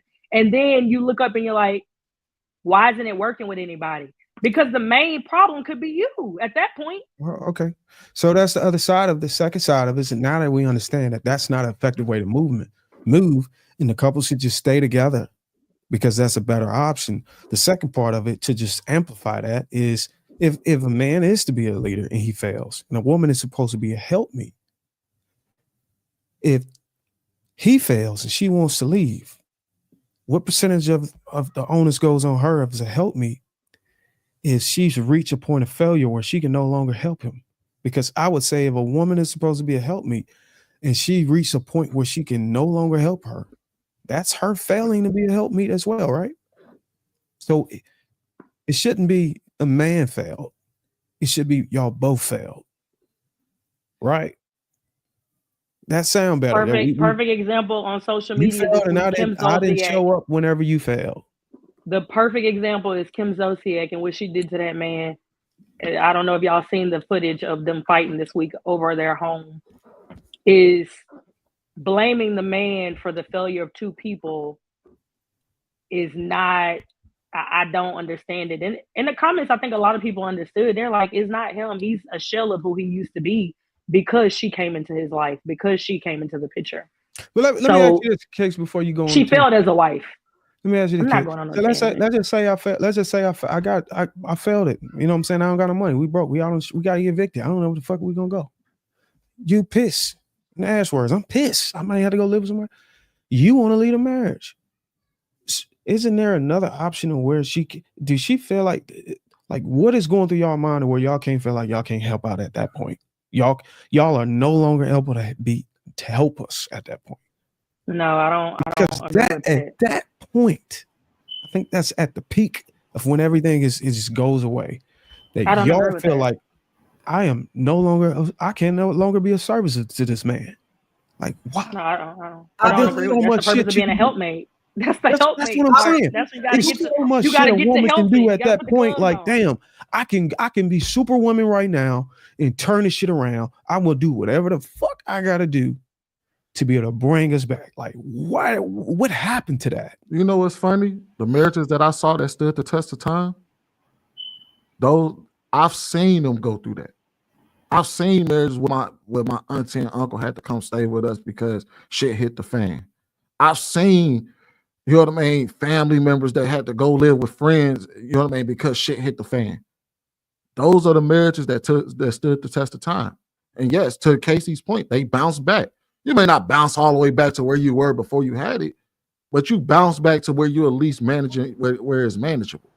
Man, Sweeney, some people bounce back better than they were before, stronger, better, richer, and everything. So some of that stuff, sometimes it's just growing pains. Sometimes it's two people getting on the same page and figuring out where are we going financially, what do we need to plan out.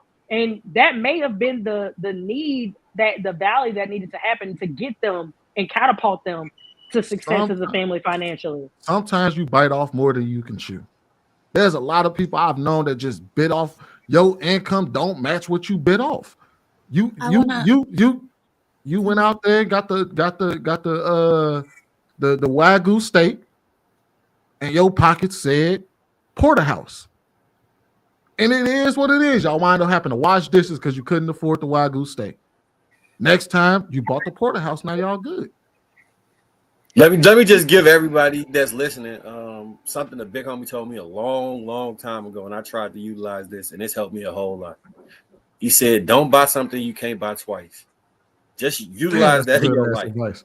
Like if you got 100K and it costs, you know what I'm saying, 100K, you gotta wait. You can't afford it. If you got $1,000 and the meal costs 500, that's a luxury expense. You can't afford it. You gotta be able to say no. Like that's part of like the example you was given earlier about getting 600K in debt. If he got 600K in debt based off of business ventures, that makes sense. But if he got 600K in debt based off of lifestyle, that's terrible leadership. You didn't prioritize the safety and security of the family, and you were trying to make sure this woman felt accustomed to a lifestyle that she wanted. That's a failure on your behalf to set a boundary. Like, hey, this is what I make. This is how much we can spend. This is the lifestyle I can provide. That's also why you shouldn't be jumping out the window on first and second dates trying to impress somebody with finances, because you cannot maintain those things. And that's going to be the thing that really throw the women off in the long run, because she going to say, what happened? You used to do this for me. And you was like, shit, I only did that in the beginning to get you because, shit, I know that's what you wanted. I can't keep that shit up. Yeah, no, Marcus. Negative. His story was Yeah, basically all yeah, business yeah. venture, tech business ventures. It had nothing to do with like lifestyle investments. All right, let me get Amir in there. Go ahead, Amir. Hi, panel. I wanted to talk about the topic because I guess you guys are Sweeney brought up something good that I was thinking about, is like seeing relationships, and we used to do this all the time before, seeing it like a business. And just like Sweeney said, is that, you know, the people who make it successful, everybody only sees the success. They only see the good. People don't see the struggles and all the times you had to fail. And do you know all those people that we see, the billionaires, like even Trump? I know a lot of people don't like Trump, but Trump failed so many times before he actually got his money and his business going. He had to go bankrupt, I think like maybe twice before he did it. And the same thing with like relationships and marriages. People don't see the failures and the everyday and the fighting and the separations, and how some people, they separate for a month or two and then they get back. Then they go through that maybe a couple years down the road again. But I believe that one of the main factors of why people separate is because one person is not giving what needs to be given. One person is not playing along. Like you have one person who's in it to win it and who's trying, and the other person isn't giving anything, or they're giving so little that it doesn't mean anything. So the other person gives up because they get tired. The other person gets tired. And I think that's why you have the majority of separations today. And also temptation. People always looking, like we call it the microwave generation. We're living in a microwave generation where people want everything instant. Everything is right now, today. People have a 1 minute attention span. People can't read books anymore because books are too long. It's too much, too many paragraphs. Give it to me in a video form in 5 minutes. That's all people want. They want it now, fast. And that applies to relationships too. Relationships are long. It's not a week. It's not 2 weeks. It's years. And years is a long time. It's like a paragraph. It's annoying. It's boring after a while. I get tired. I want something new. I want something fresh. And then you have the social media relationships that people think is so perfect, but all you see is the successes. You never see the bankruptcies that people are going through in their marriages or their relationships. You don't see the bankruptcies. You don't see the saving the money fights, the children. We're tired of the children, or we want children we don't have. Like all of these things, you don't see it. So I think Sweeney has a good point when he says comparing it to business, and failing is what makes you successful. Nobody just succeeds. People have to fail in order to get better and to succeed eventually. And I think a lot of people assume that you say, I do once. You don't only say, I do once. You say it That's a over and good point. over and over and over. It's consistent.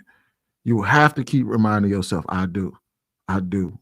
This is what I want. This is what I chose. This is what I'm here for. Because if you don't, the moment you say I don't, and you start saying that consistently, that's when you start to see it fall apart. And I do understand that there are some things that happen that is the worst part of the Bible. You know what I mean? Like Kevin saying, he said the worst parts of the Bible. We get that. We understand walking away for that. But a lot of the instances where I see people walk away, and I mean just you know what I mean? Because I like to assume that people like to walk away for, like, when you hear them break up in relationships, they often would leave marriages for the same reasons. And I'm telling you, the time when I've seen some people walk away from relationships and marriage, I'm like, come on now, man. If all y'all needed was 2 people to come talk to y'all, that could have probably got y'all through that.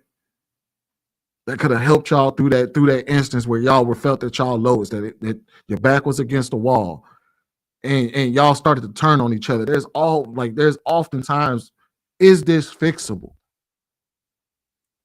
And sometimes you can't be the determining factor on that, especially when y'all don't see eye to eye. Sometimes somebody has to come in and tell you, hey, what y'all going through is fixable. Wisdom. They need wisdom. And oftentimes a lot of people don't go and seek that out. They just be like, well, fuck it, I'm done. And then the other person, I'm done too then. Yes, Yeah. Cynthia. Yes, Cynthia Johnson. I'm sorry. Cynthia Johnson said something. She said, according to Amita, Black women should stay so Black men can make more money. Yes. Yes, you should. Be like every other race. That's how Sorry. it starts with family. Jesus Christ. The people who couple up tend to be more financially stable. On what planet is that not a thing? This is what and nobody's telling y'all to go get with somebody that literally has no money. We're talking about the average Black man and the average Black woman. If you're just talking about the average Black man and the average Black woman, you can come together and make shit shake. At least at bare minimum. When has going it alone ever been the smart choice for most people? I think what Amara is suggesting is if Black women can be on a consensus, a unit, which is probably impossible at this point, is moving in unison mentally and all subscribing to, okay, look, we just gonna stay home and let our men work, and they're gonna have to give Black men more jobs. I don't think this is gonna happen. It's gonna take all women in this nation to do that, not just Black women. Wait, Darwin, I'm sorry. Can you say that again? You said, repeat that. And correct me if I'm wrong, Amir, because it sounds like a economic move, which it makes sense, because then obviously if you look at the numbers, then they got to compensate for. Actually, would lower a lot of. It would make things that are so expensive wouldn't be so expensive. So it kind of makes sense. So you're right. You've heard me say this many times. I think the women that are doing that in your country are moving on the same standard and principles, so to speak. They believe in the same thing, maybe. I think the problem with the women here, we're all individual. We can believe whatever we want. It's so liberating, and you could just choose whatever you want to believe in, and there's no penalty for it. The penalty is in the community failure, but it's not a direct effect to the individual. They just cut their losses and say, fuck it, I'll just move on and try it again with someone else. Nobody cares about how it's affecting the entire group. Those things are a thing of the past over here. So asking for a woman to move like that is going to be kind of difficult. All right, we get to these super chats real quick. Dale Matthew, member 31 months, says, like, share, subscribe to the channel. Greatest network on the planet. Appreciate you, sir. Dub Will, 499, says donation for a 9V battery for the smoke detector. Lord Jitron, member for 21 months, says, hello, all of you wonderful people on the panel tonight. Salute to you all. Lord Jitron, $5 says, Trev and Bruce, a great work you two gentlemen have been doing. Sweeney, brother, I see you too. Peace and salute. What's going on? Ali 499 says, when we know a woman is single, her fire alarm goes off, a dead giveaway. Get you a man to change your life and that fire alarm. Ali again, 1999 says, question for the ladies to demonstrate women have no responsibilities. If real man works, protects, and provides, what is real woman's responsibility, and what is a real woman without using intangibles? Lord Jitron $5 says, ladies, giving a man the utmost respect first is the only thing that matters to a man. Everything else after that can be worked out. Lee again, 1999 says, men work to produce, to give to women and children. Most women work for themselves and a plan B. Data shows over 70% of married women not only have plan B income set away, but they also have another man as plan B. Ali again, 1999 says, why do women keep picking these men if they lack leadership? Why is it never bad followers? It's always after sex, a relationship, or baby that he's no good. Why can't a man lead you to the bedroom but not in a relationship? Ali again, 499 says, Ali talking about handmaiden tales. She gotta be trolling. Ali again, 999 says, 57% of black men are in the middle class, 14% of black women are in the middle class, and black men out-earn black women. Most black men aren't broke. If we judge our women the same way, they be called brokies. Lord Jitron, $2 says, Sweeney is called. She is disrespectful.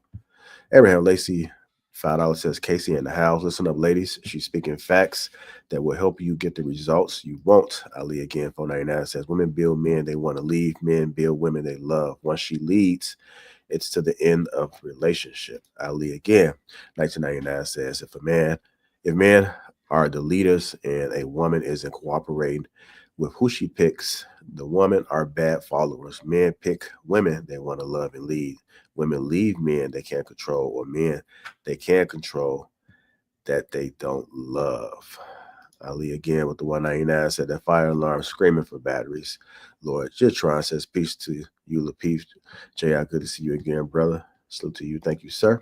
Ali again, 499 said that fire alarm singing. You make me want to leave the one I'm with. The Will 499 says donation for Mira to get some allergy medicine. And last, Abraham Lacey $20 says donation to M. White for that advice. I heard that before, and it is true. Shout out to Casey, Sweeney, and Darwin. Keep cooking. My wife and I went through the same thing with early struggles, and now we are better than ever. I want to thank everybody that's contributed to the platform thus far. Hit that like button. Also, make sure you subscribe to the channel. Let's go ahead and keep it moving and get to this next video. Y'all ready? All right, here we go. Somebody dropped off. Who's that? Who we missing? Oh, we missing your friend? Okay. All right, here we go. Let's talk about how no one tells these women the truth, because men very early on, it doesn't take long for them to figure this out, but they realize that the truth does not get them laid. The truth does not get them laid. Like almost every guy does this at some point in his life, especially because he thinks it's going to differentiate himself from all the other guys out there. I'm not like the other guys. You know, I'm just going to tell you how it is.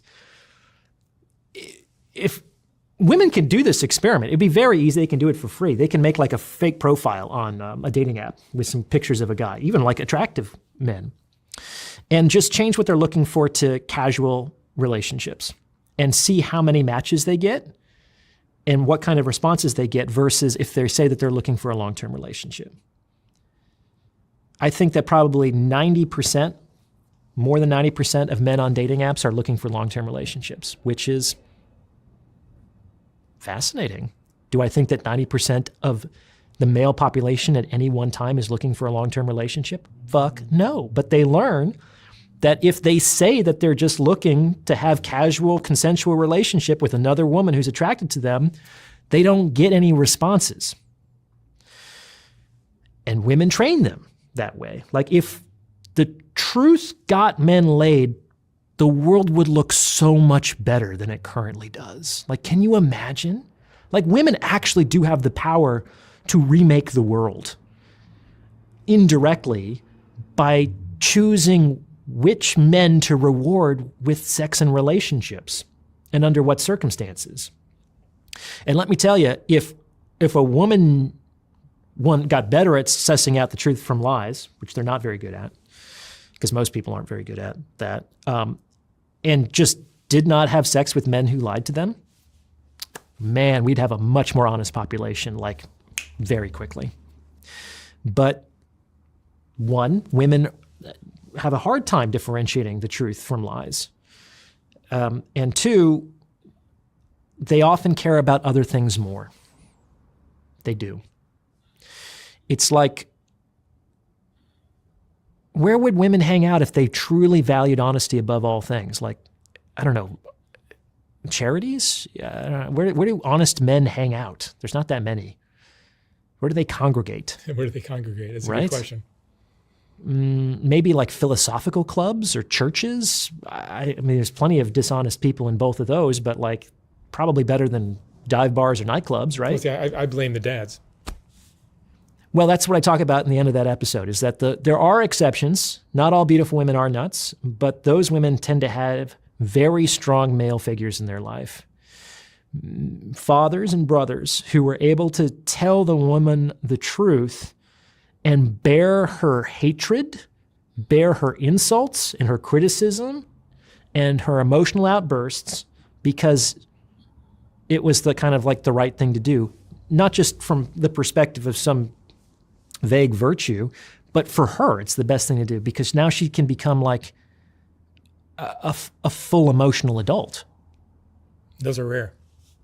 It's rare for men and women. It's true. It's like chronological age has absolutely nothing to do with emotional or psychological age. And most of the people who are walking around, despite what their driver's license says, are probably between 8 and 12 years old.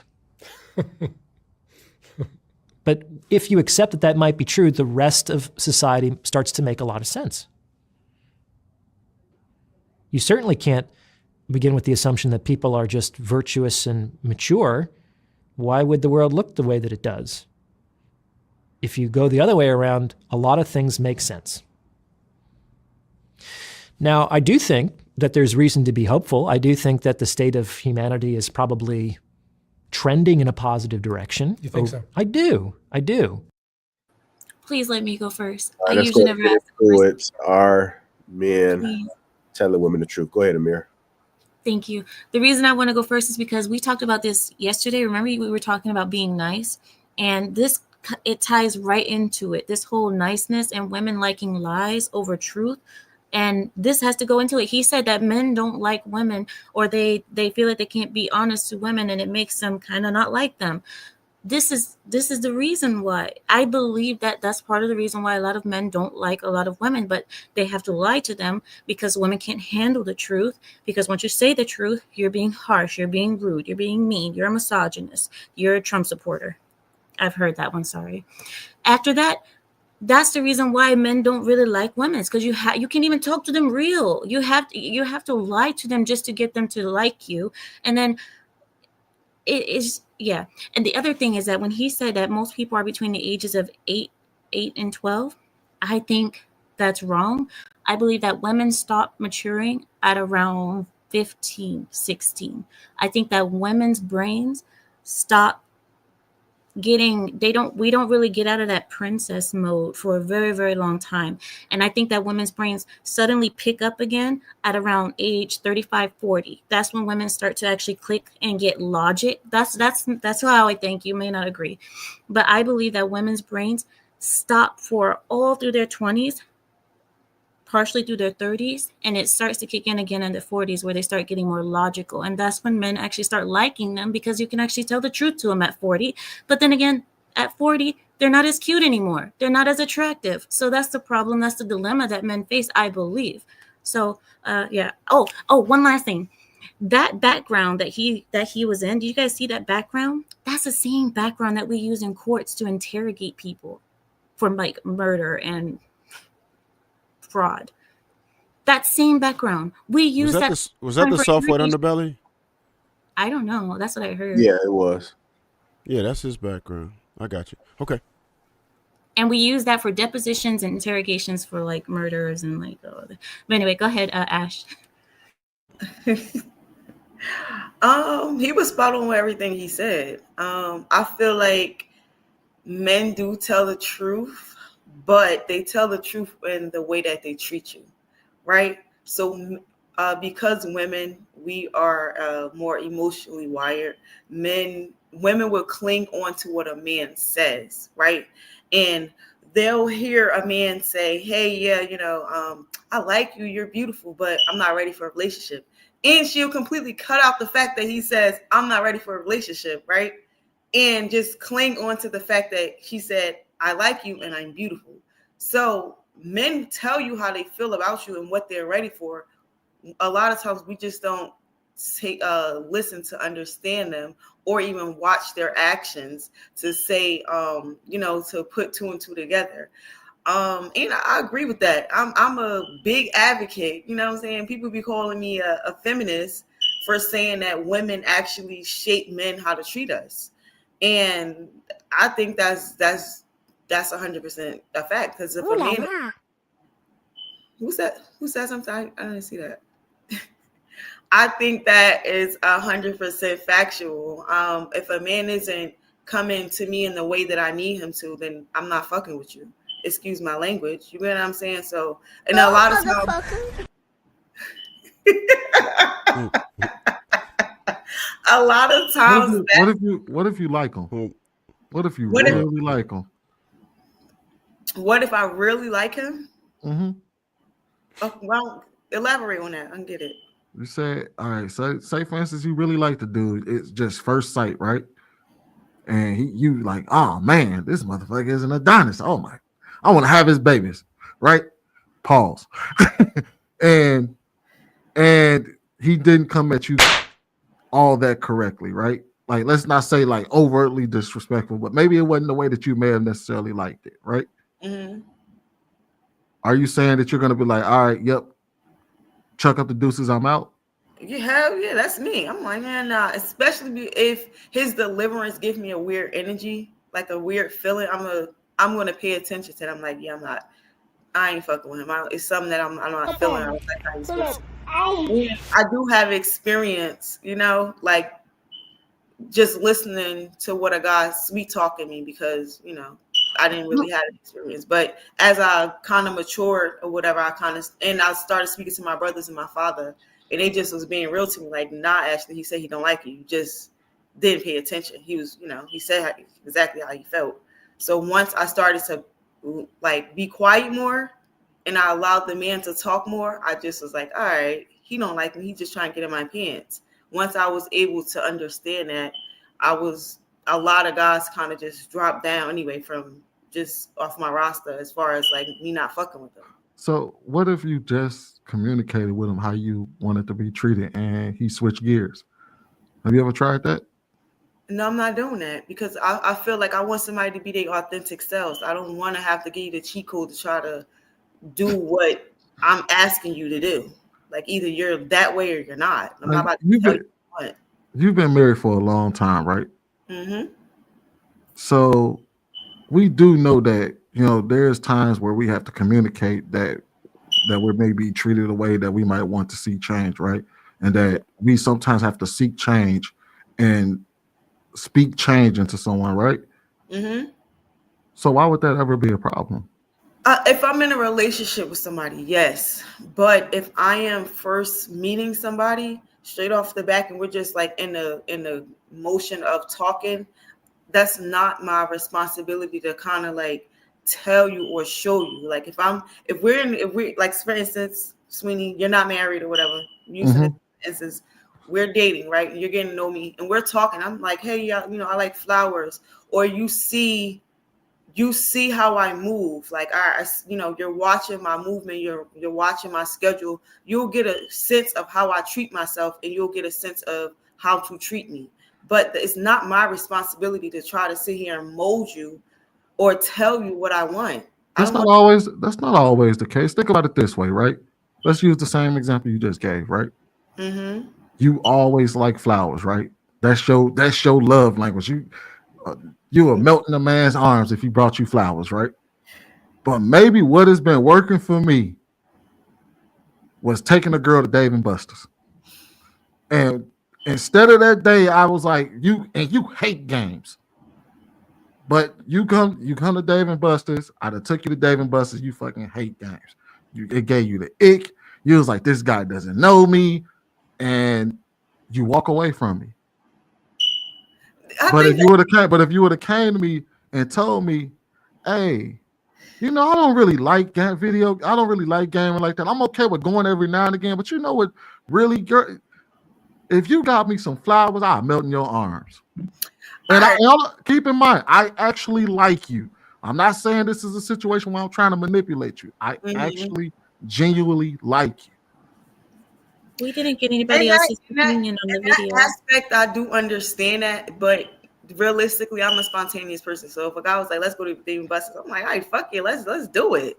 I'm, like, so that's me. But damn, man, this is just an analogy, man. It's just an example. I know I said real life. You gotta get literal. I'm with Amir. But I get exactly what you're saying. So yeah, if I think it for me, if I like the person, if I like him, and I feel like, all right, I want to pour my energy into him. Like, I'm gonna say, hey, I don't really like this, or I didn't like the way this was done, or whatever the case may be, and vice versa. I allow that space for somebody. If I do something, if I say something, I want him to be able to tell me too. But I gotta really like him, and I really don't like. I really don't meet a lot of guys that I really like that, honestly. Okay, so I think the dude was pretty wrong, right? Because men really don't have to lie to women. It almost seems as if he doesn't understand the laws of attraction. I'm pretty sure Marcus will know where I'm going with this. Women are a lot more malleable than you think if they like you, right?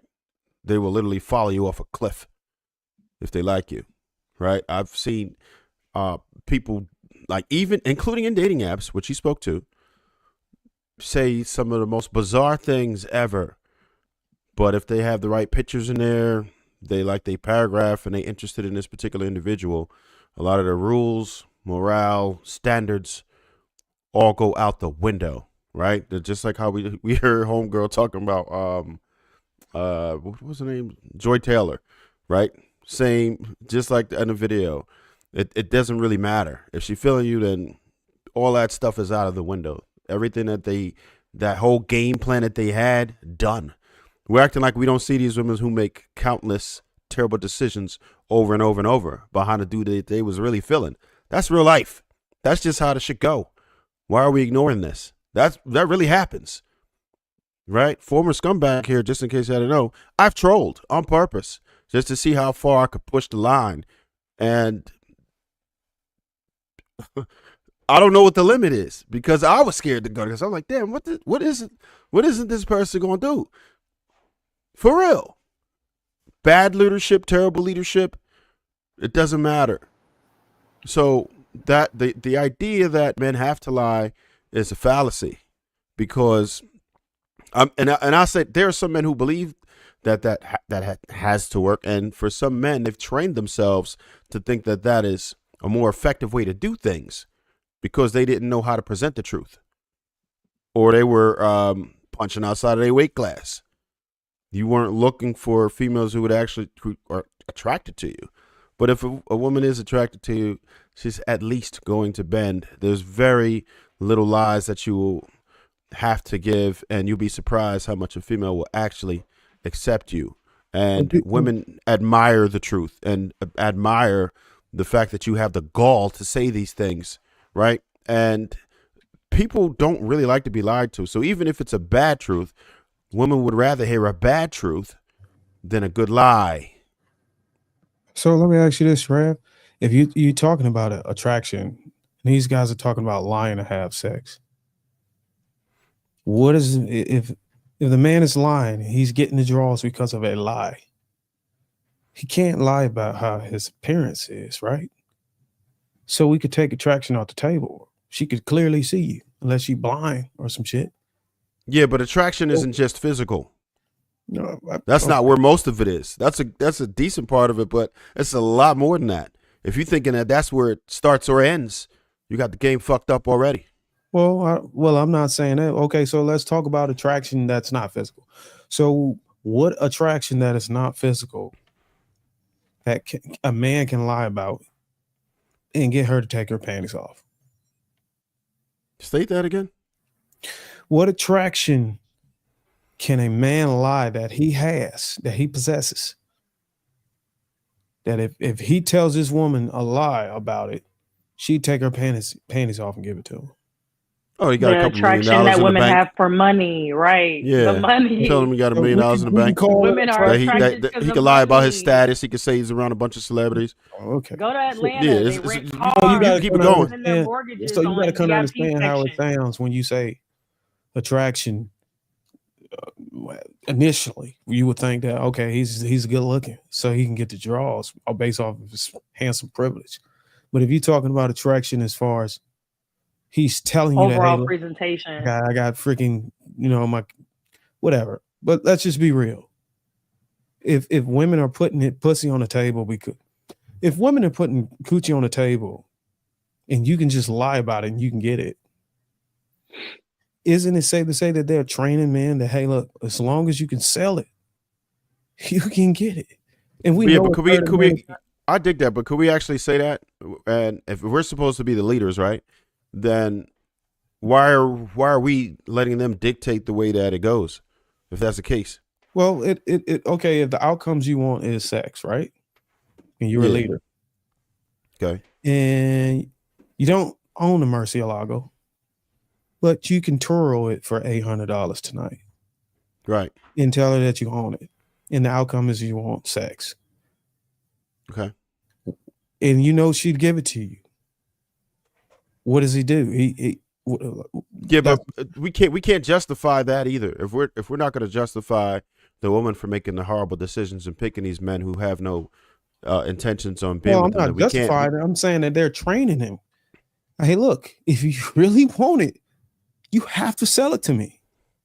So go and lie so that I can feel the ease in mind that I gave my box up to a man who I thought had a Murcielago. So when I go tell my story of how I got sledded out and ghosted, at least I got that this nigga pulled up in the Murcielago for me, not just in the Toyota Camry. So the girls won't be like, damn, you really fell for that? Oh, he had a Murcielago? Okay, I would have fell for that too. But it was Turo.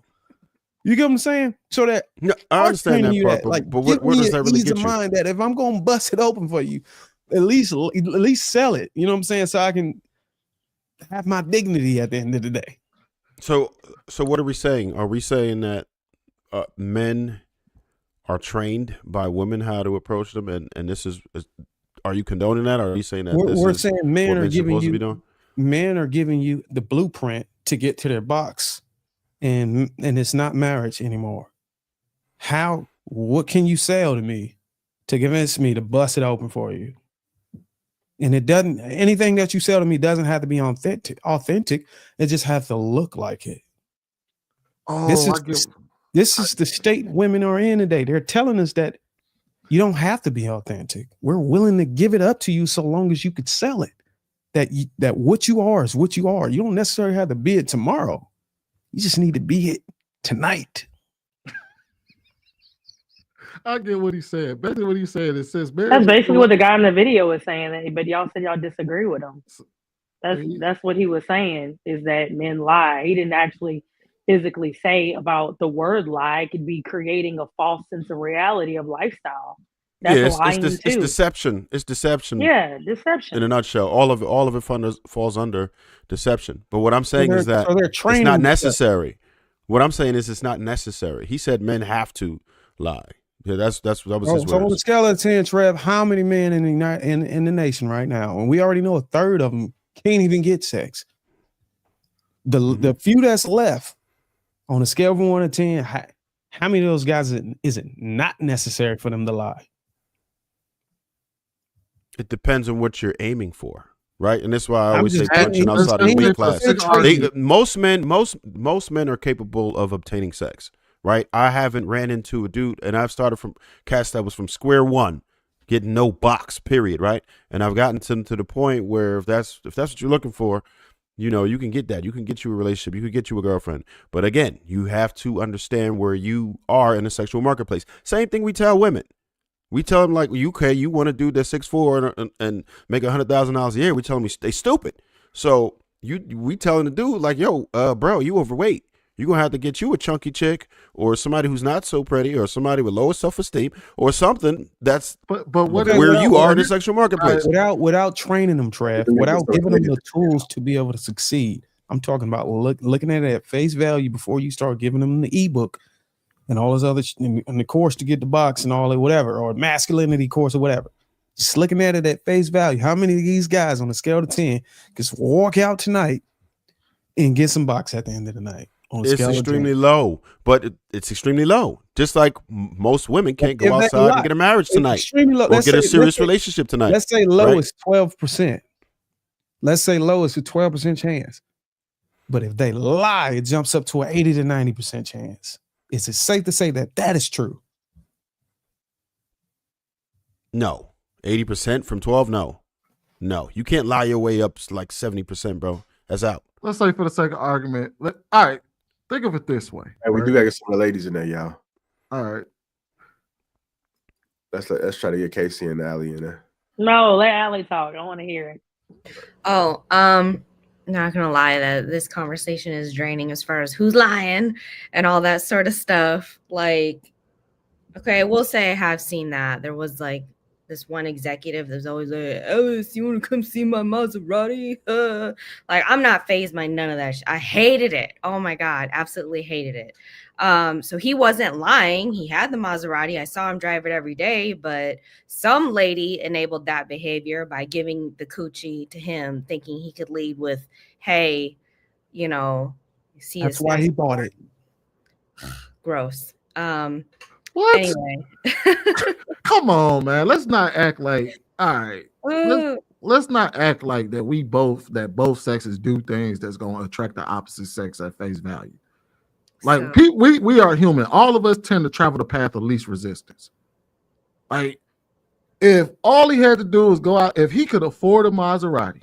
Now we saying that's all he had to do, but mother's got to do a lot of shit to be able to own a Maserati legitimately. Not that buying it on tour or you paying $2,000 a month, but you really can't afford it. We talking about a man. You talking about a man that can actually afford a Maserati. That's some hard ass work, right? If he goes out and says all he got to do is put on the table, I own a Maserati, and that opens up a lot of legs, is that no different than a woman that may walk outside and she may have on a outfit that shows off her assets and that opens up a lot of wallets? Would you sit there and tell her, oh my God, I can't believe that you would sit here and dress like that, knowing that we about, and thank you for the drink though. I know you got me a drink at the club, but I can't believe you would sit there and wear that outfit knowing they're going to want to spend some money on us. Like, we know that this is what people do. They travel the path of least resistance. If buying a Maserati will get you some ass, motherfuckers going to buy a Maserati. If being a sweet talker gonna get you some ass, we're gonna be the sweet talker. If marrying your ass is gonna get me some ass, I guess I gotta fucking marry you. If accumulate. Some motherfuckers spend their last dime on accumulate, just get some butt. Like this, like. Well, Maserati do decide. The part where he did said, you let him hit it? What was that? No, her friend did. He went to her, said, I got a Maserati. She said, God. Get the fuck out my face. He walked over to the friend and said, I got a Maserati. And she said, whoa, so you missed out on the Maserati? Hell no. Anyway. In the Maserati too, did it? What was that? No, just let that in the go. back of the Maserati, you know. Anyway, so the part of the video that I agree with is where he said that women, I'm not saying that women are running everything, but he says that we have control over, if we would have a more honest society if women controlled who they slept with. I do agree with that part. If they didn't just give in to sleeping with the guys with the Maseratis, like if we had more discernment in that regard, like, you know, have your head in the game. Like, be for real right now. Like, stop. No. Maserati they suck, by the way. Just to let you know. Oh, they definitely suck. I mean, it wasn't just the Maserati. No pun intended. It wasn't just the Maserati. Just use it as an allegory for an expensive car that opened up some legs. Yeah. So that's the part of the video that I would say I agree with the most. You said it was a soft white underbelly series. I feel like I want to go back and watch it. I feel like I need to rewatch it because this I'm not conversation gonna lie, man. liquefied who's lying. If the outcomes is, hey, look, I want to smash. I'm telling you, bro. The game might have changed now. I get it. You can use your reds and your good looks and stuff, but the way these women move, bro, I don't see new dudes look busted. And if she got a light bill or some shit like that, or she needs something paid off, bro, if you act like you got it, you might be able to get the first, second base. Now, whether you get a third base, you're gonna have to make a deposit. But for the most part, man, I'm telling you, man, these women are telling you that they selling it.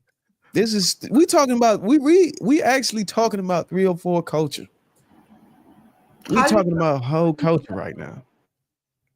Like, let's not act like we haven't had these conversations on these panels. We know how to get it, bro. But I was going to ask Trev. I was just going to ask Trev this, right? I was going to say, let's say for the sake of argument that it's true, that if a man punch within his weight class, he don't have to lie about shit, right? If he punches, that means he get precious if he don't lie. But if he lie, just that night, if he lie that night and he got the Airbnb, he's heavyweight, goddamn. And he got the Airbnb, he got the car that match. He lie that night for that night. He can hit Beyonce. Super heavyweight. That nigga out of his weight class. So his choices today is I can go out there and be honest. You know what I mean? And now keep in mind, his goal is only sex. We're talking about the transactional line of sex. That's his only goal. And if he go out there and tell the truth, it's precious. But if you go out there and lie, it's Beyonce. And all he got to do, and Sweeney, you know what's crazy? All he got to do is at the next day, is to make sure he can get no stains on his Louis, and make sure all the tags are still hooked up to his clothes. Here's the problem. Here's the problem with that. Here's the problem with that, right? I understand that, and yes, the man will get sex, but it's weird how we always promote sex and justify it for men, but then we tell women they have to get married. Being that we're expected to be in a heterosexual relationship, it's weird to say, okay, men, y'all, it's cool, I dig it. Y'all should go ahead, smash that broad. But then now it's like, preach. You like when women, if they try to promote sex, it's weird. But women have to have sex with men. Men can't have sex without women, in my book, at least, right? So if we're going to promote marriage for women, then we may as well promote marriage for men and not worry about what the people who are doing things that are nefarious when it comes to women, right? Just to be consistent. They don't want marriage, though. I know. What he's saying is we shouldn't. If we're gonna promote marriage on men and women, we shouldn't have a conversation on how to finesse and get to the box if the outcomes is you want the box. I understand that. We should. But the only reason why I'm having this conversation is because of the topic. You know, I don't want to be like every time JR bring up a topic, oh, that's against what I promote, and I can't really speak on it. You know, I want to be able to still reserve the right to be able to speak on it, to be able to relate. It's cool. Look, I'm not saying don't speak on it, but if we gonna speak on it, then we got to speak on the women. Well, yeah, I might have and do what it do too, right? Yeah. If the women that want to go ahead and bust it open, let them rock, right? That's what we do. Of course, but that's what I'm saying, though. If you look at if we look at what everybody's saying, apparently when we come out here and we tell people how that first topic about marriage, you going through the chat, these motherfuckers don't give a flying fuck about getting married. They like, fuck that shit. I don't want it. This is why we don't deal with y'all. So apparently all y'all want is your quick term self-gratification, and y'all just want to bust it open whenever you want to and say no to the motherfuckers you don't want. And the men out here saying we don't want that marriage shit either. So we're already talking to a group of people that say that marriage isn't even in the cards for them. So you already are, they're already out of alignment with what we're talking about. All we're doing is explaining the way they behavior. This is why they lie. If you already ass backwards, Y'all already lying to each other. You know how many? Like, hey, it is what it is. Y'all gonna get it how y'all get it. Women lie to each other. Imagine. I mean, women lie to each other constantly. One girl likes one girl's hair. The other girl feels compelled to give a compliment in return, even though she may not like anything on the other woman. We just compelled because she said something nice to me, so I have to say something back. Women lie to each other. So imagine the type of lies they want men to say to them. So Trev, when you said that women respect men who say the truth, that's absolute rubbish. I don't think so. I think if, especially from what I see, like I said, I have brothers, and most of my friends are males, and a lot of them have money, and they're really swaggy, right? And they're good looking on top of that. So a lot of times they'll tell these women exactly who they are. I'm not looking for nothing serious. I got a girl or this and this and that, and the girls will still fuck with them. You want to know why? Because women, right? There are certain women that still will be like, you know what? I respect it because he didn't lie to me, because they're expecting the guys to lie to them. But now that a lot of men are starting to come on hip to the game, or let me just be honest with her, maybe she wants the same thing, right? Because a lot of times you'll hear women saying, hey, how you know, maybe I just wanted sex too, right? So now guys are just being honest. And I mean, I don't think it's anything wrong with being honest, but at the same time, if a guy was to say something like that to me, I would be pissed the fuck off. Like, that's how you view me. But like I said, I feel like if men, and when men are honest, they honestly get more to it. It becomes attractive to some women. So I don't think it's rubbish at all. We're talking about the majority. The majority do not want to hear that. The majority, once they hear that the man is not serious.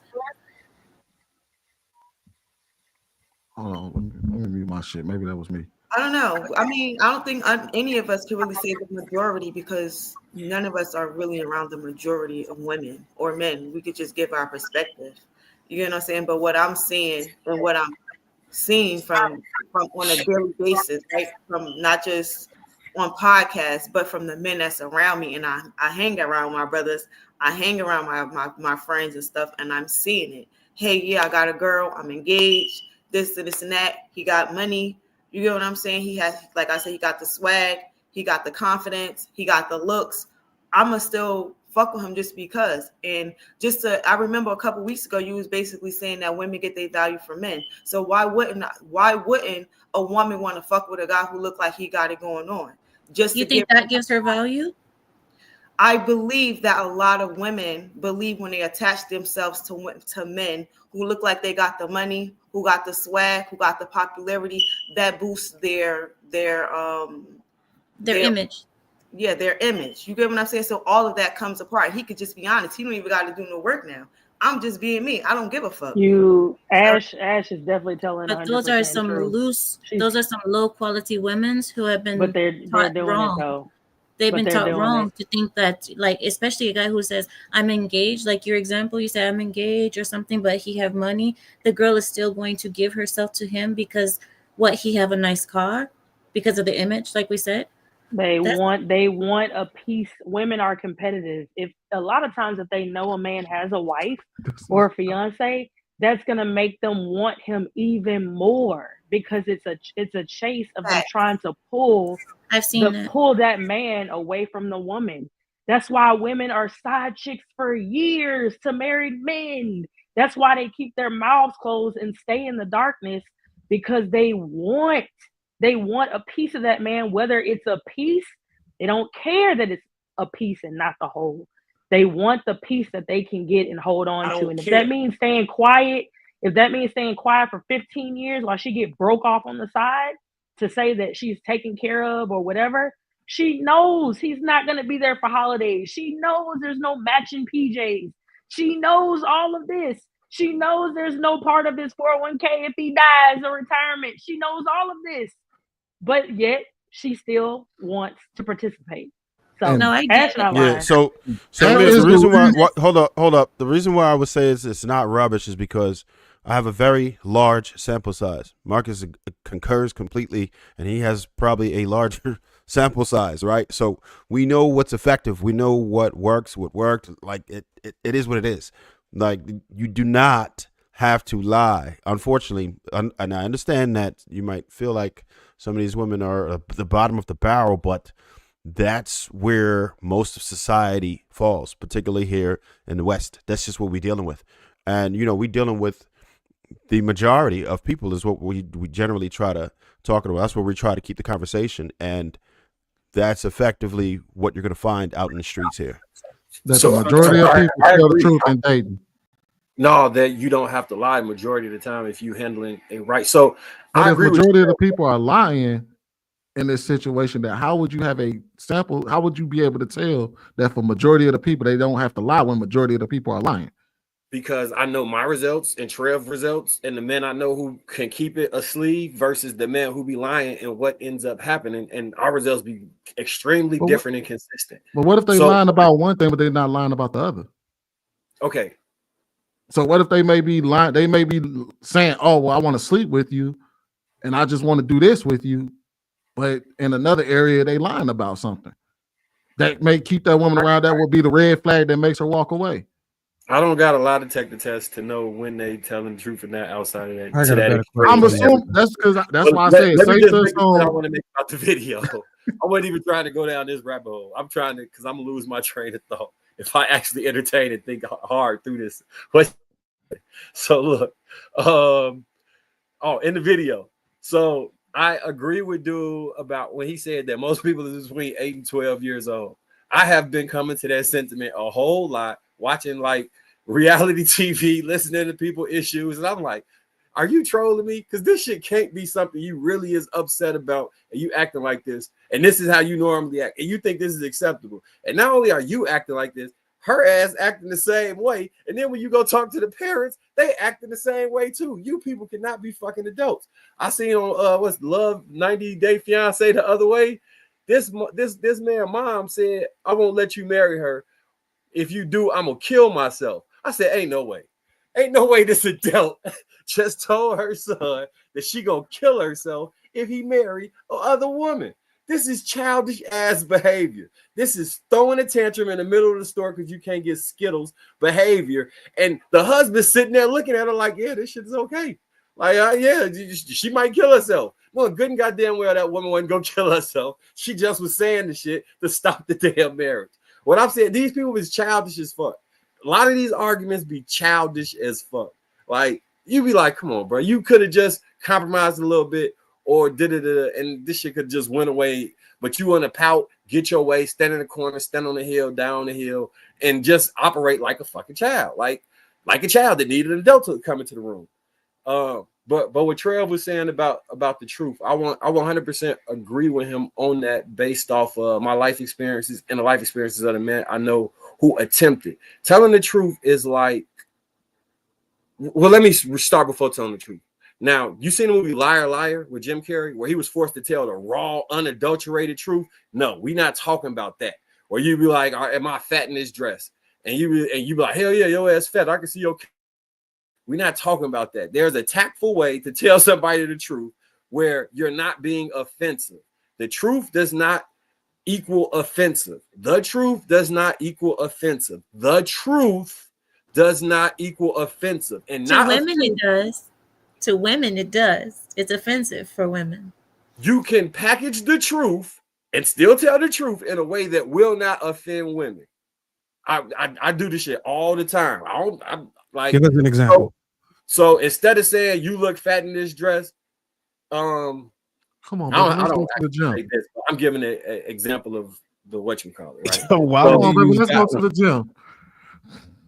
Right. Like, I really don't know if that color fits you the best. And then she don't go to the gym Because you don't do it. Marcus don't do Hold it. on. Hold on. I really don't know if that color fits you the best. Hey babe, I think you know we should get active and start going to work out. I would really appreciate it if you went and worked out, because I see some things that I would like to improve on, and I think you could improve on some things too. As opposed to, you fat bitch, you need to go to the gym. If that's what you think, Okay, so that's an I insult. still lying. You're talking about the difference between an insult and being transparent.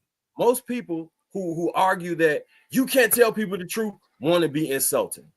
They want the people. I think the women still want transparency. What you They just still said? don't Hold want to on, be wait. The insulted. people who stand on you can't tell people the truth. They trying to insult you and say, "Hey, I was being honest." Whoa, what? What you just said, Marcus, is a bona fide lie. That man will be lying to her. He ain't got no designs on going to the gym. He want her fat ass to go to the So gym. even if he don't say he going to the gym, he could just I'll rephrase it. Hey, babe, we getting older. You lying. If you even got this far, you lying. I'm saying to keep it tight, as opposed to you're a fat bitch. No, women will see right through that, and she knows exactly what you're trying to say, and they get offended. If I heard that, I would be mad. So what you saying? I'm getting fat. I know, right? Now you insulting her. What are you trying to intelligence. say? Look, it's the same thing as on a one night stand, right? If you walk up and you haven't had zero conversations, you didn't interact with her at all, and you say, "Shit, I'm trying to fuck you tonight," and never call you the next day. That's not gonna work most of the time. But if you interact with them and make it clear that this is gonna be a one night stand without bluntly saying, "I'm not gonna call you again," the one night stand more than likely can occur. Like what we talking about is tact. People who think that the truth is the end all be all. Hold on, play this out. I gotta hear you play this out. I want you, and matter of fact, I want you in the mirror to play this out real quick. Y'all meet at the club. This is a one night stand. Please tell me how you gonna get a mirror to sleep with you by being tactful about being a one night stand. I gotta hear this shit. Don't even go to the club, so she's not the No. That's exactly. She's the prime candidate for this because you I want know a mirror. conversation. I know conversation. I gotta hear you play this out. Hi, nice to meet you, M. White. Nice to meet you. You see, you can't do it. You can't do it. He No, I thinks that's can. one of them cheeks. No, I can't. Silent So treatment. The thing is, all right, hello, nice to meet you, Amir. How you doing, sweetheart? I'm doing pretty good, thank you. Yeah. Well, what you up to tonight? What brought you to this club? I was bored. My girlfriends have a birthday. Where they at? They're busy. They're all hanging out outside. And they left you by yourself? Yeah, unfortunately. Most girls, you know what I'm saying, when they have friends like you, they be sitting there with them like, "No, you can't holler." Ooh, they be on their neck, you know what I'm saying? Steady getting in the way of interfering when the conversations is flowing. I can't see how they left you there, but I'm gonna take advantage of this situation. You feel me? You drink A lot. a lot. I'm drunk now. Now. So now we get into the pause the scenario for one thing. Okay. No. You already won. No. I gotta hit. No, there ain't no pause. You can't pause life. Keep going. You walked to the bathroom. You back. You took a piss. You back. And you drunk in today's society, you gonna have to probably grain the salt that. That's what I'm saying, pause. Because let's assume that she had two drinks. Oh, okay. I see what you're saying. Okay. She ain't at the bar sloppy. Yeah. I can still see streets. That's not realistic in America, by the way. I mean, women is not gonna tell a nigga, "I drink a lot. I'm drunk." She's just not gonna give him that. That's a vulnerability, bro. Oh, she said that because she want him to buy her drinks. She said, "I drink a lot because she need." Basically, like, I need you to buy me some drinks. That's why she I thought she said, "I'm drunk right now." Okay, yeah, I can't. No, she said, "I drink a lot." She said, She said, "Yeah, I drink a lot." I want more. Hold on, homie. Drink, right? Right, I want more. And wait, is you gonna buy her the drink though?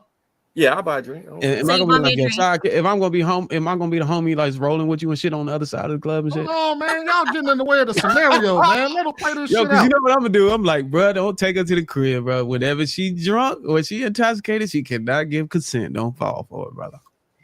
In this day and age, yeah, you gonna have to sober. It's a nah, you know what you do? But hold on, but let's get away from the scenario, man. Oh, come on, bro, man. We come on. I gotta see this play out. Man, you saw it play out, bro. No. Well, we were just getting to the good part. We was just getting to it. Y'all getting horny. That's what y'all doing. Finish the scenario. Let me see. So what I'm saying, are you got a man or something, or you just you solo dolo out here? I'm single. How long you been single for?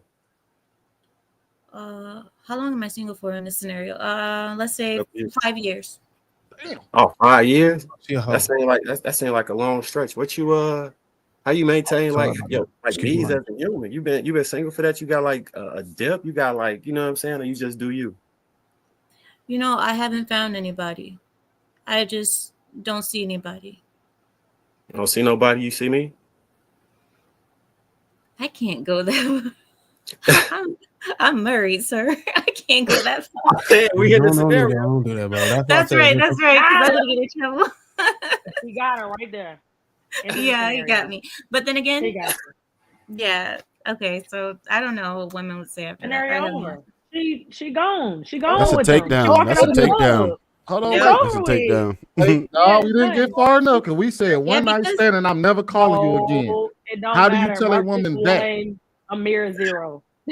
No. How do you tell a woman I'm only here for one night? I'm not fucking with you tomorrow. That was the scenario. I can tell you how you can do If that. you can spit game to a woman and make hold her on. feel like you All right, want. we'll keep going. We'll keep going. Lapeef, right. were you trying to say something? Oh, that's your cue. You trying to get up out of this? Okay. All right. Never mind. I thought you were trying I was to saying we can switch to anybody single up here. I don't know, man, but I really had Yeah, something. we can fast forward to the conversation. It don't got to be at a mirror because I understand she married and XYZ. Outside of her, the next part of that conversation would be, shit, if you see me, should I see you? I'm trying to figure out how much of you I can see tonight, though. You feel me? Ha, ha, ha, laugh, drink. We're going to keep vibing. So, I know you say you've been single for 5 years. I'm kind of on the same note, you feel me? Like, I like the energy of women and like chilling with them and shit, you feel me? And admiring the beauty of you and your whole essence, you feel me? Everything you got going on, that shit sexy than a motherfucker. But I'm not really in the space right now where I'm, you know what I'm saying, just gonna jump out the window and get in a relationship. I'm kind of feeling through how life is flowing for me, you feel me? So I'm trying to see if whatever happens, you know what I'm saying? And I like to just live in the moment. I don't know how you feel about vibes and shit, but that's what I'd be on, living in the moment. But if type you shit. said that, if you said something like that, a girl would think like, oh, I can change him. Even though he's saying this, he hasn't met me yet. I will make That him. wasn't a scenario. The question was, scenario- what would he How do say? you tell You somebody said, what I'm we, never and calling he you? I just know, said but it. I'm thinking what the That's woman why- would think. So then she would probably say, I could change him, and that's why she would go with He's him. lying. Here it is. This is what Marcus He did. didn't When did I lie. lie?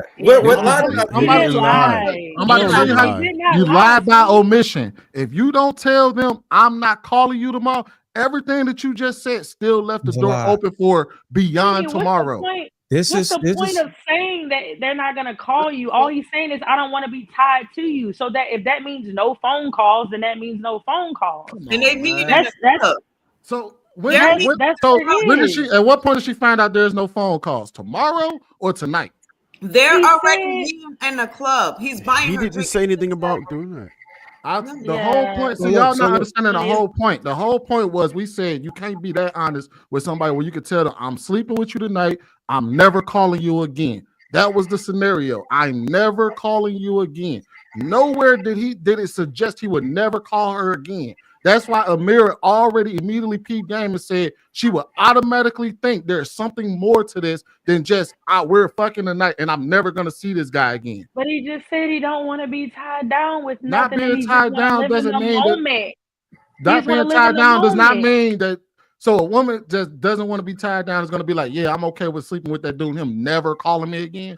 Yeah, She gonna see where She's gonna understand that she just met him. You get what I'm saying? So he's Okay. saying, Hey, look, I'll take y'all word for it. Okay. Yeah, You so- having so- a one night stand, Sweeney. So Like, let what me are we ask you this, talking about? Amira. Everybody grown. There's a reason why less let than me ask you 1% of this, people Amira. have one night I stands. just want to do a check to see how different the cultures are. So let's say I was in this scenario and I met you and I'm going to be like, okay, do you have any bills? You can answer. Yes. So you have some bills you need to pay. I got needs, you got bills. Let's get out of here. That's it. Darwin, you went straight to trick. That's That's it. Listen. So look, Amira, with that scenario, you get your little bill paid, whatever it is. I get my need met, and you know for a fact Ain't no ties. You ain't got to be running around. Oh, why you ain't come? I just paid your light bill. That's a whore. I mean, it seems like you. Yeah. So if I'm in that setting, I'm gonna look at all of y'all like that. Darwin, that ain't it though. Like, you really disqualify yourself. I keep trying to tell you that trick. Hold on, wait a minute. So money don't work now? Say what? No, but we said money, so we can say that you can be honest, but money doesn't work either. I didn't try to. So you don't understand the difference between me having money, it probably me having access to money versus me offering her money and putting myself in a trick status. To give you an idea of what I was about, and it was on to the next. If walking up to a woman yields the results of I'm gonna pay your bill. I already landed the attraction because I had a conversation with you. See, she said that was already initial attraction there. I didn't need to say anything else. Yeah, but so there aren't women out there that are transactional like that. For a whore. Yeah, I'm looking at them all as whores, straight up. They in this, and we talking about this setting. Be truthful. I didn't meet you in a norm a regular set. I met you at the nightclub. We're drinking with I'm looking at all y'all as whores. Facts. That's how I'm because I'm not looking for my wife. Most definitely not looking for my wife in there. Bro, I got an outcome that I'm trying to reach, and I'm out. I don't got no time to waste. So, Darwin, the problem is unless she does that as a profession, she's not going to feel comfortable no matter what type of bills that she needs. You can't. What are you talking about? That's false. How much experience do you have as a trick? I got a lot. I'm almost 40 years old. I got experience, bro. Gotcha. That is false. She don't have to be a worker in that area to be able to take a little hit money here and there to be able to be comfortable doing it. It's 2025. I heard it's worse than that. It's worse than when it was when I was out there. I don't think you being a whole sugar baby culture out there. If you walk up to a woman, you offer her money to have sex with her, that is the ultimate disrespect.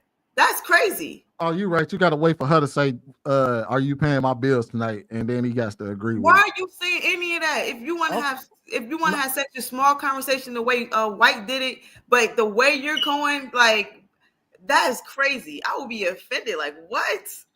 Oh yes, you should. I'm not taking the offense off. Be honest. But see, the thing is, if I'm operating in this setting, I don't have no respect for none of those women. The only respect I have is for the exchange. So we talking about tact again, Sweeney, right? Like he could have. All right, so this is where I mean about honesty does not mean offense. By it's lines you don't cross with people. By saying I believe that I can buy your pussy from you is a line that most women who aren't selling pussy don't appreciate. Now, if you would have went about it a different way, it'd be like, I don't know, shit, you look like a woman who get taken care of by a man. You got somebody in your life that's taking care of you? Oh, no, I'm not trying to take care of her.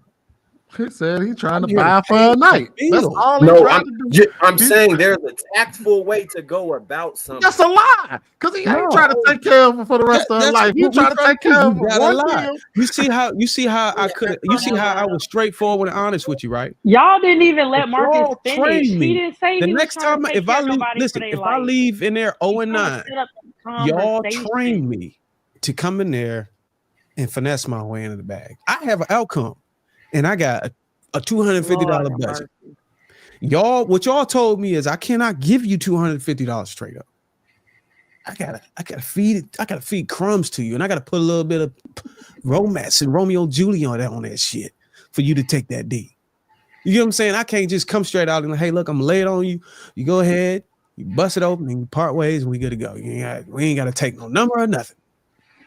Y'all don't want that. We got to finesse y'all. You got to sugarcoat it and make it sound like Marcus to make them want it. Here's the thing I wanted to say though. It's not that you have. It's not that you have to lie. It's that depends on the sense of urgency for the man and the outcome he wants. He can lie. He don't necessarily have to lie. He can actually be respectful, look at you as not a sexual object, and take a different avenue approach to it. But if we all were to be honest, all the men on the panel, there's a particular woman with a particular figure that will get you a hard on. You cannot lie.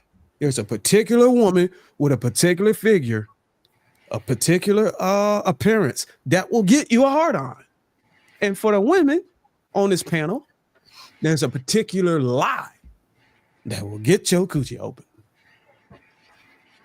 Be honest. Most women view that shit as if you transactionally create a scenario. Look at JR. Look at JR. Transactional. We talking about a transactional group of people here. But there is pomp and circumstances and interactions between men and women that have to occur in order for unless you're a virgin and you married. Sorry, Darwin. So when you go to a potential client, do you walk in and say, "Hey, my name is Darwin. You pay me $250,000 because I'm the best, and if you don't, you a bitch"? Do you go in and just start yelling at people and saying reckless shit? No, you present yourself. I can tell you what I would say. I could tell you what I would say. All right, what you would say? My name is Darwin.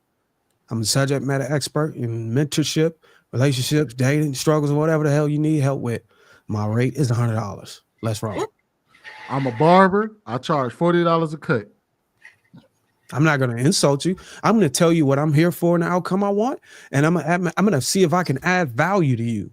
If you need it, first thing I'm going to do is I'm going to ensure that there's value to be added. Amira could have clearly said, "Yeah, I have bills, but I got all my bills paid. I'm good." I would have been like, "I don't want to deal with her. She can't add value." Y'all going back and forth. Y'all literally talking. I don't want to deal with her. Because a minute ago, Sweeney just said that men and women do certain things to get the attraction of the opposite sex. Now you're saying you just walk up, even in business, and say, "I'm a barber. My fee is good." If you don't do nothing more than that, I would hate to see your client list. Like, let's be real. That's pretty good. Let's be real. You don't do that. Sweeney. He didn't lie. That's not all you do. I didn't lie though. I'm a barber and I charge $40 a cut. Or Marcus is we could talk saying about there's making more. we could talk about selling the service and making the exchange lengthy to gain trust and comfort. But I think the bottom line, I think the bottom line is not lying about it.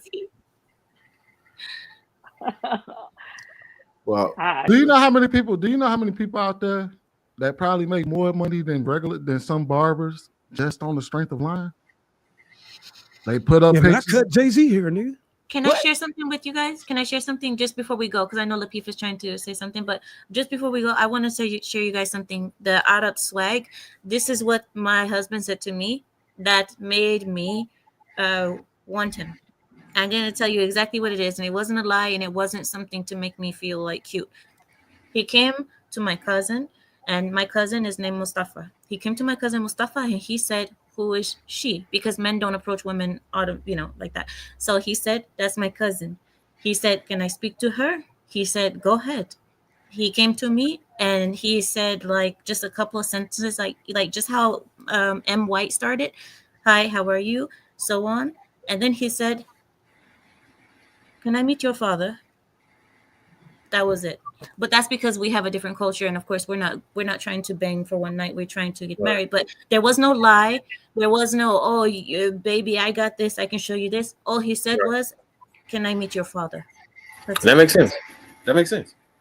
Yeah, his outcome was marriage, right? Yes, but that was the outcome. But So if the outcome was, "Can I meet your bedroom?" It would have been different. Oh my God. That's the thing. It's like we're talking about the reason why this is strange, because we're not talking about a world where everybody's intentions are pure here. We're talking about people that get over, that want instant gratification and all of that shit. And I will say that we know by and large that most people lie to get instant gratification, because if instant gratification was as easy as we claimed it to be, by just telling the truth, we wouldn't be in this. We wouldn't even be having these conversations right now. Just like when no woman sit up there, like, I don't know what way a woman can get a man to open up his wallet and tell him straight up, "The only thing I'm using you for is your wallet," before he opens up his wallet, and it opens up his wallet. Just like I don't see very often instances where a guy can talk a woman out her draws by being this honest way of telling her, "I will never call you tomorrow." If that's his intention, "I'm going to sleep with you tonight and I won't call you tomorrow." Like Sweeney. even by the fact that you have to sweet talk and try to make that palatable, you're already making it palatable in her mind that you automatically are starting to sink thoughts into her mind where this might go further. I know that we might do something tonight, but you're not saying I'm not gonna call you tomorrow. And I can almost guarantee that if most women caught the vibe of you're not calling me tomorrow, she's not answering the call. Well, like it all depends on the situation, sweetie. Like it all depends on the setting. You know, like if you out of town or let's say you visiting and you say, I'm only here for a couple of days. Like that would be an instance. You know, that would be an instance where you're basically saying, I'm here for a good time, not a long time. Yeah, you can still call somebody out of town. Like I've seen it happen both ways where people were direct and where people did have a little conversation. If you talk about tact, to me, it's just knowing what to do in a situation. So as a man that's in a room, you have to like assess everything around you, and you got to know how to navigate it. So if you are equipped with the game, you know, with the ism, then once you start having a conversation, you're going to know how to navigate this conversation. Yeah, like, I had a homie do that. He lived 5 minutes down the street. He said he only here for a couple of days. That's right. A lot. But if she wants you, then she's going to consider. Just like when, like, that's the lie she sold. You sold her. Yeah. So like when you said, "Hey, you got a bill to pay," she'll probably laugh, but she probably never heard that before. So she may kind of ponder on it a little bit. You know, like Ash was smiling and she was laughing, but if somebody came and said, "I'm trying to pay a bill," it's a lot of women that want their bills paid. So she might not respond right away, but now you just open it up a little bit to have a conversation. And then she may entertain it a little bit, and then she may bust it open later. So let me ask you this, JR. How many issues you hear where women are saying, ain't no way a man gonna be laying in my bed, laying in my couch, and I'm giving him sex and he ain't paying none of my bills, getting my hair done. I'm blocking him. How many of them are you saying? And this is dude that's in a relationship with him. These guys are having to pay the bills or pay something anyway. So if you got some women out there that just are busted open for nothing, for the free. Like I call them just straight freaks. They the bottom. They not even on the level of a 304. At least, well, I'm not gonna even say that. The sex worker has a little bit more. She's on a different level. She's getting something for the torture on her womb. The woman who's just getting her womb spent for nothing, for attraction, for rest. Oh my God, she is at the bottom of the recreational yards.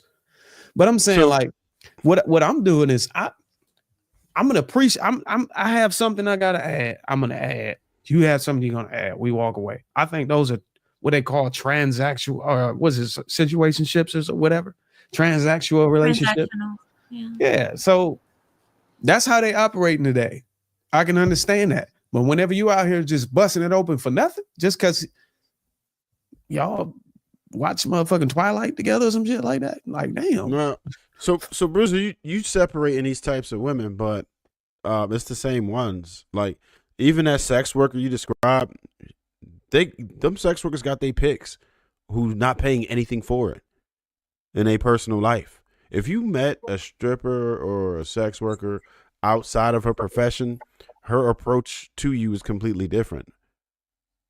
That's the difference. So even though she's making most of the people pay, she still got her picks where some of them is going to get a freebie, or she might just be on them or like them. That's because she's full. She's full. So that's why I say if she has a need. So that's the same thing I do as a consultant.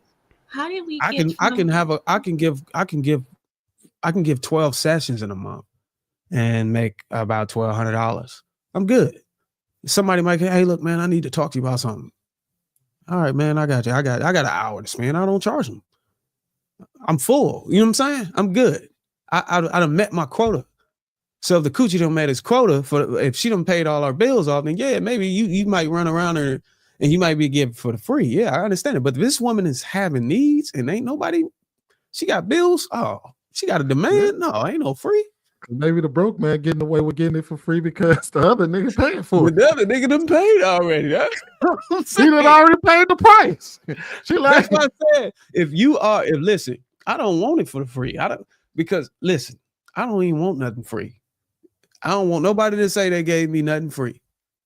If you got a need and I got a need, we can work. If we both ain't got no. That's how you get caught up in shit. Because if I can get it on the record that you done accepted some money, I'm in the clear. You can't file no reports. You can't say I did you dirty. Nah. I done paid your ass off and we done turned the lights off.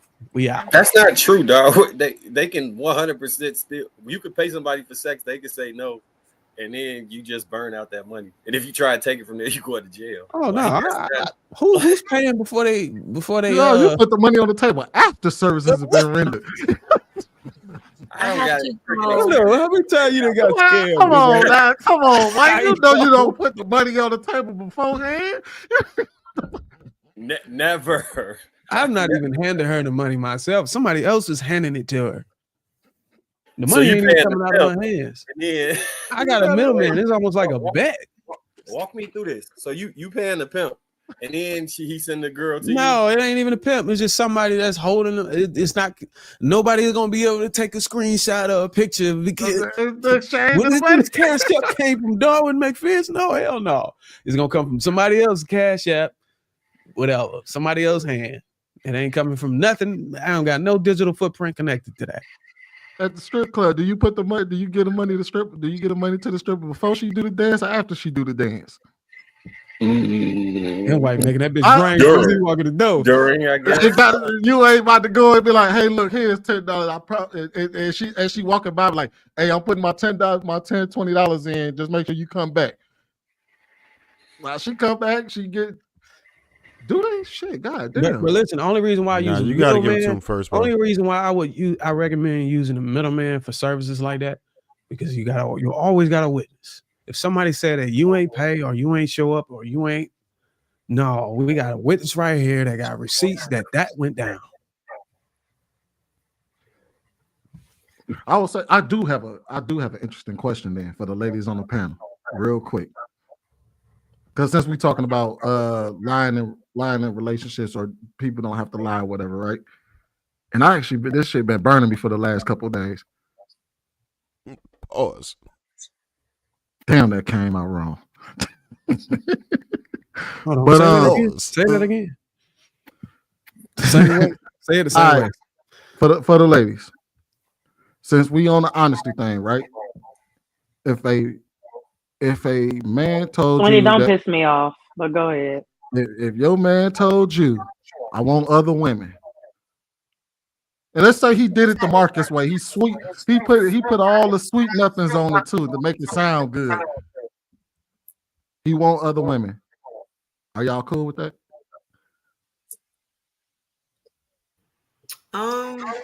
It depends. Like it depends. I told you I'm not unfamiliar with that, and in my marriage for a couple of years, I did allow him to just kind of make it work. I think, Darwin, you wasn't listening, but I found out that. No, I was listening. I just try to keep consistent reactions.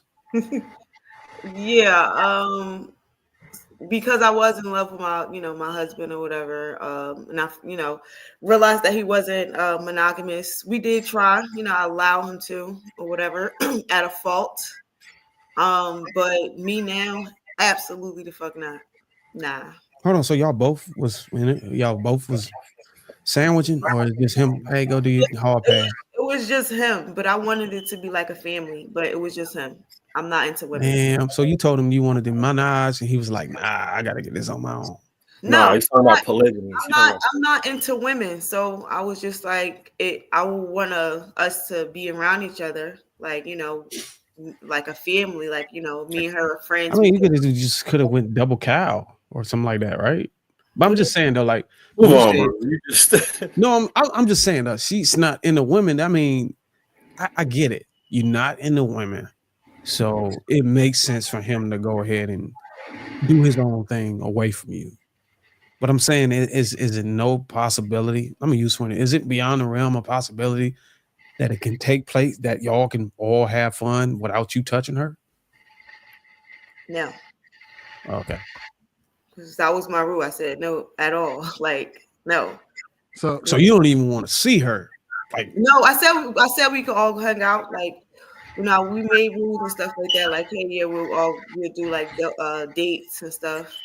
Like, it would be me and her being a friend. what part of the game? What that got How to did be he the mess most that up? boring threesome on the planet.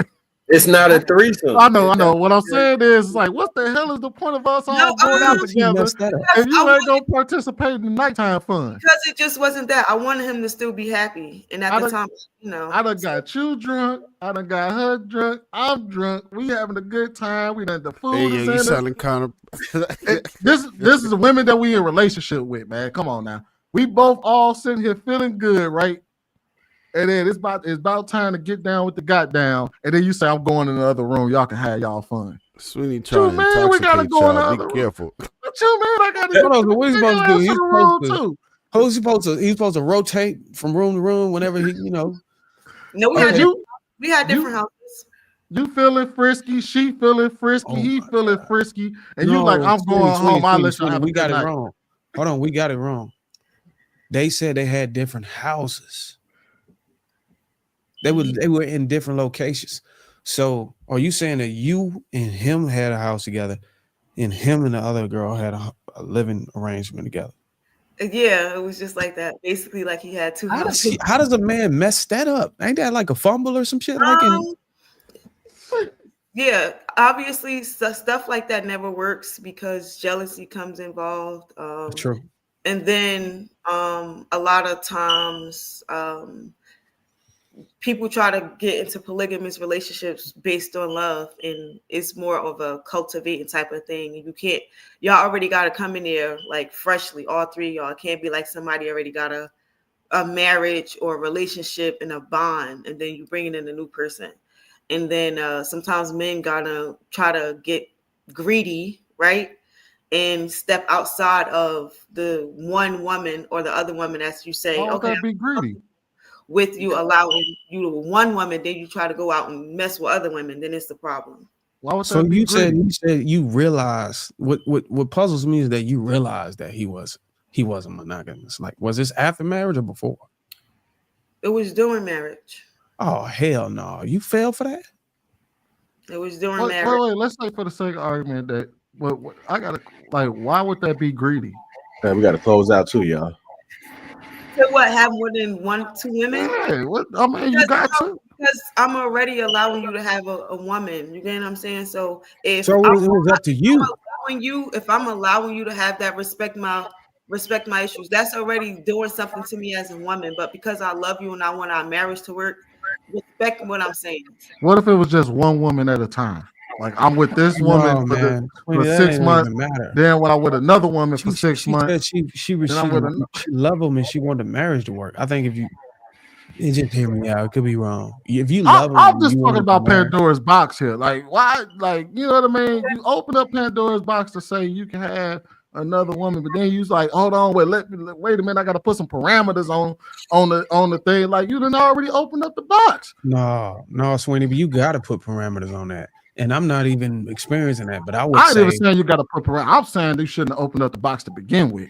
That's that's what I was alluding to. I was like, if you love him and you love the marriage, and it was up to you, then my question is, what does declining look like? What does it look like after you decline? Can y'all go back to monogamy and have a successful marriage, or is that like over with? So we did try to we tried again after we separated for about 2 years. It's almost 3 years. So like on the 2-year mark, he came back. Hey, I realized I'm not polygamous after he then ran through how many women he wanted to, or whatever. I was just like, nah, I'm good. You know, at that time it was like the damage was done. Yeah. So, and that's why and if y'all started with monogamy, I just don't understand how. And maybe this is something that I gotta kind of try to understand, because I'm trying to understand how these people operate. if you start in a marriage, in a monogamous marriage, how in the hell do you realize that? Oh, I'm polygamous. Like, is it something that you? It's not that it's in you. Is that you probably just want to do that? I believe by this time we started making, well, yeah. I was working, then I stopped, and he started a business, like a car dealership business. So he was making around over a little over 100,000. So he got a little bit more money than he was used to. So now you got access to different type of women, and I believe that that's when the temptation So came. you saying he got more options? Yep. So that exposed his true nature. So he was polygamous by contingent upon his salary level. He was only as faithful as his options. Let me get to the super chats, y'all. Let me get to the super chats. Kevin Cook $5 says, I want to give a shout out to all the stepdaddies with no kids of their own. You're a better man than me. Congo Williams $20 says, great dialogue to the panel. All right, panel, much appreciated. Darwin Sweeney and Casey. Abraham Lacey, $10 says, exactly, Trev. Women will go to the next universe with you if they like you, and even further when they love you. They literally live off your words and will alter their life and body for you. Big shout out to the sponsor of the show, Jalen Thomas with the $99.99. Appreciate tonight's content. Appreciate your stuff. Mr. Travolta, the $125. These fake just players let $100 go back that fast? living in reality and are quick to shame tricking. A lot of women put their Cash App on their profiles and want to be flown out. And lastly, Doug Will 499 said, that's not true, Bruiser. Look at Trump and Stormy Daniels. Paying for it doesn't keep you safe from accusations. Thank you, everybody. If wasn't working, they wouldn't be doing it. He didn't have an NDA though. That's why he had to pay hush money. Yeah. If you got an NDA, you ain't got to pay hush money. Make sure you hit that like button. Also, make sure you subscribe to the channel. Way out. Catch us next Thursday. We out.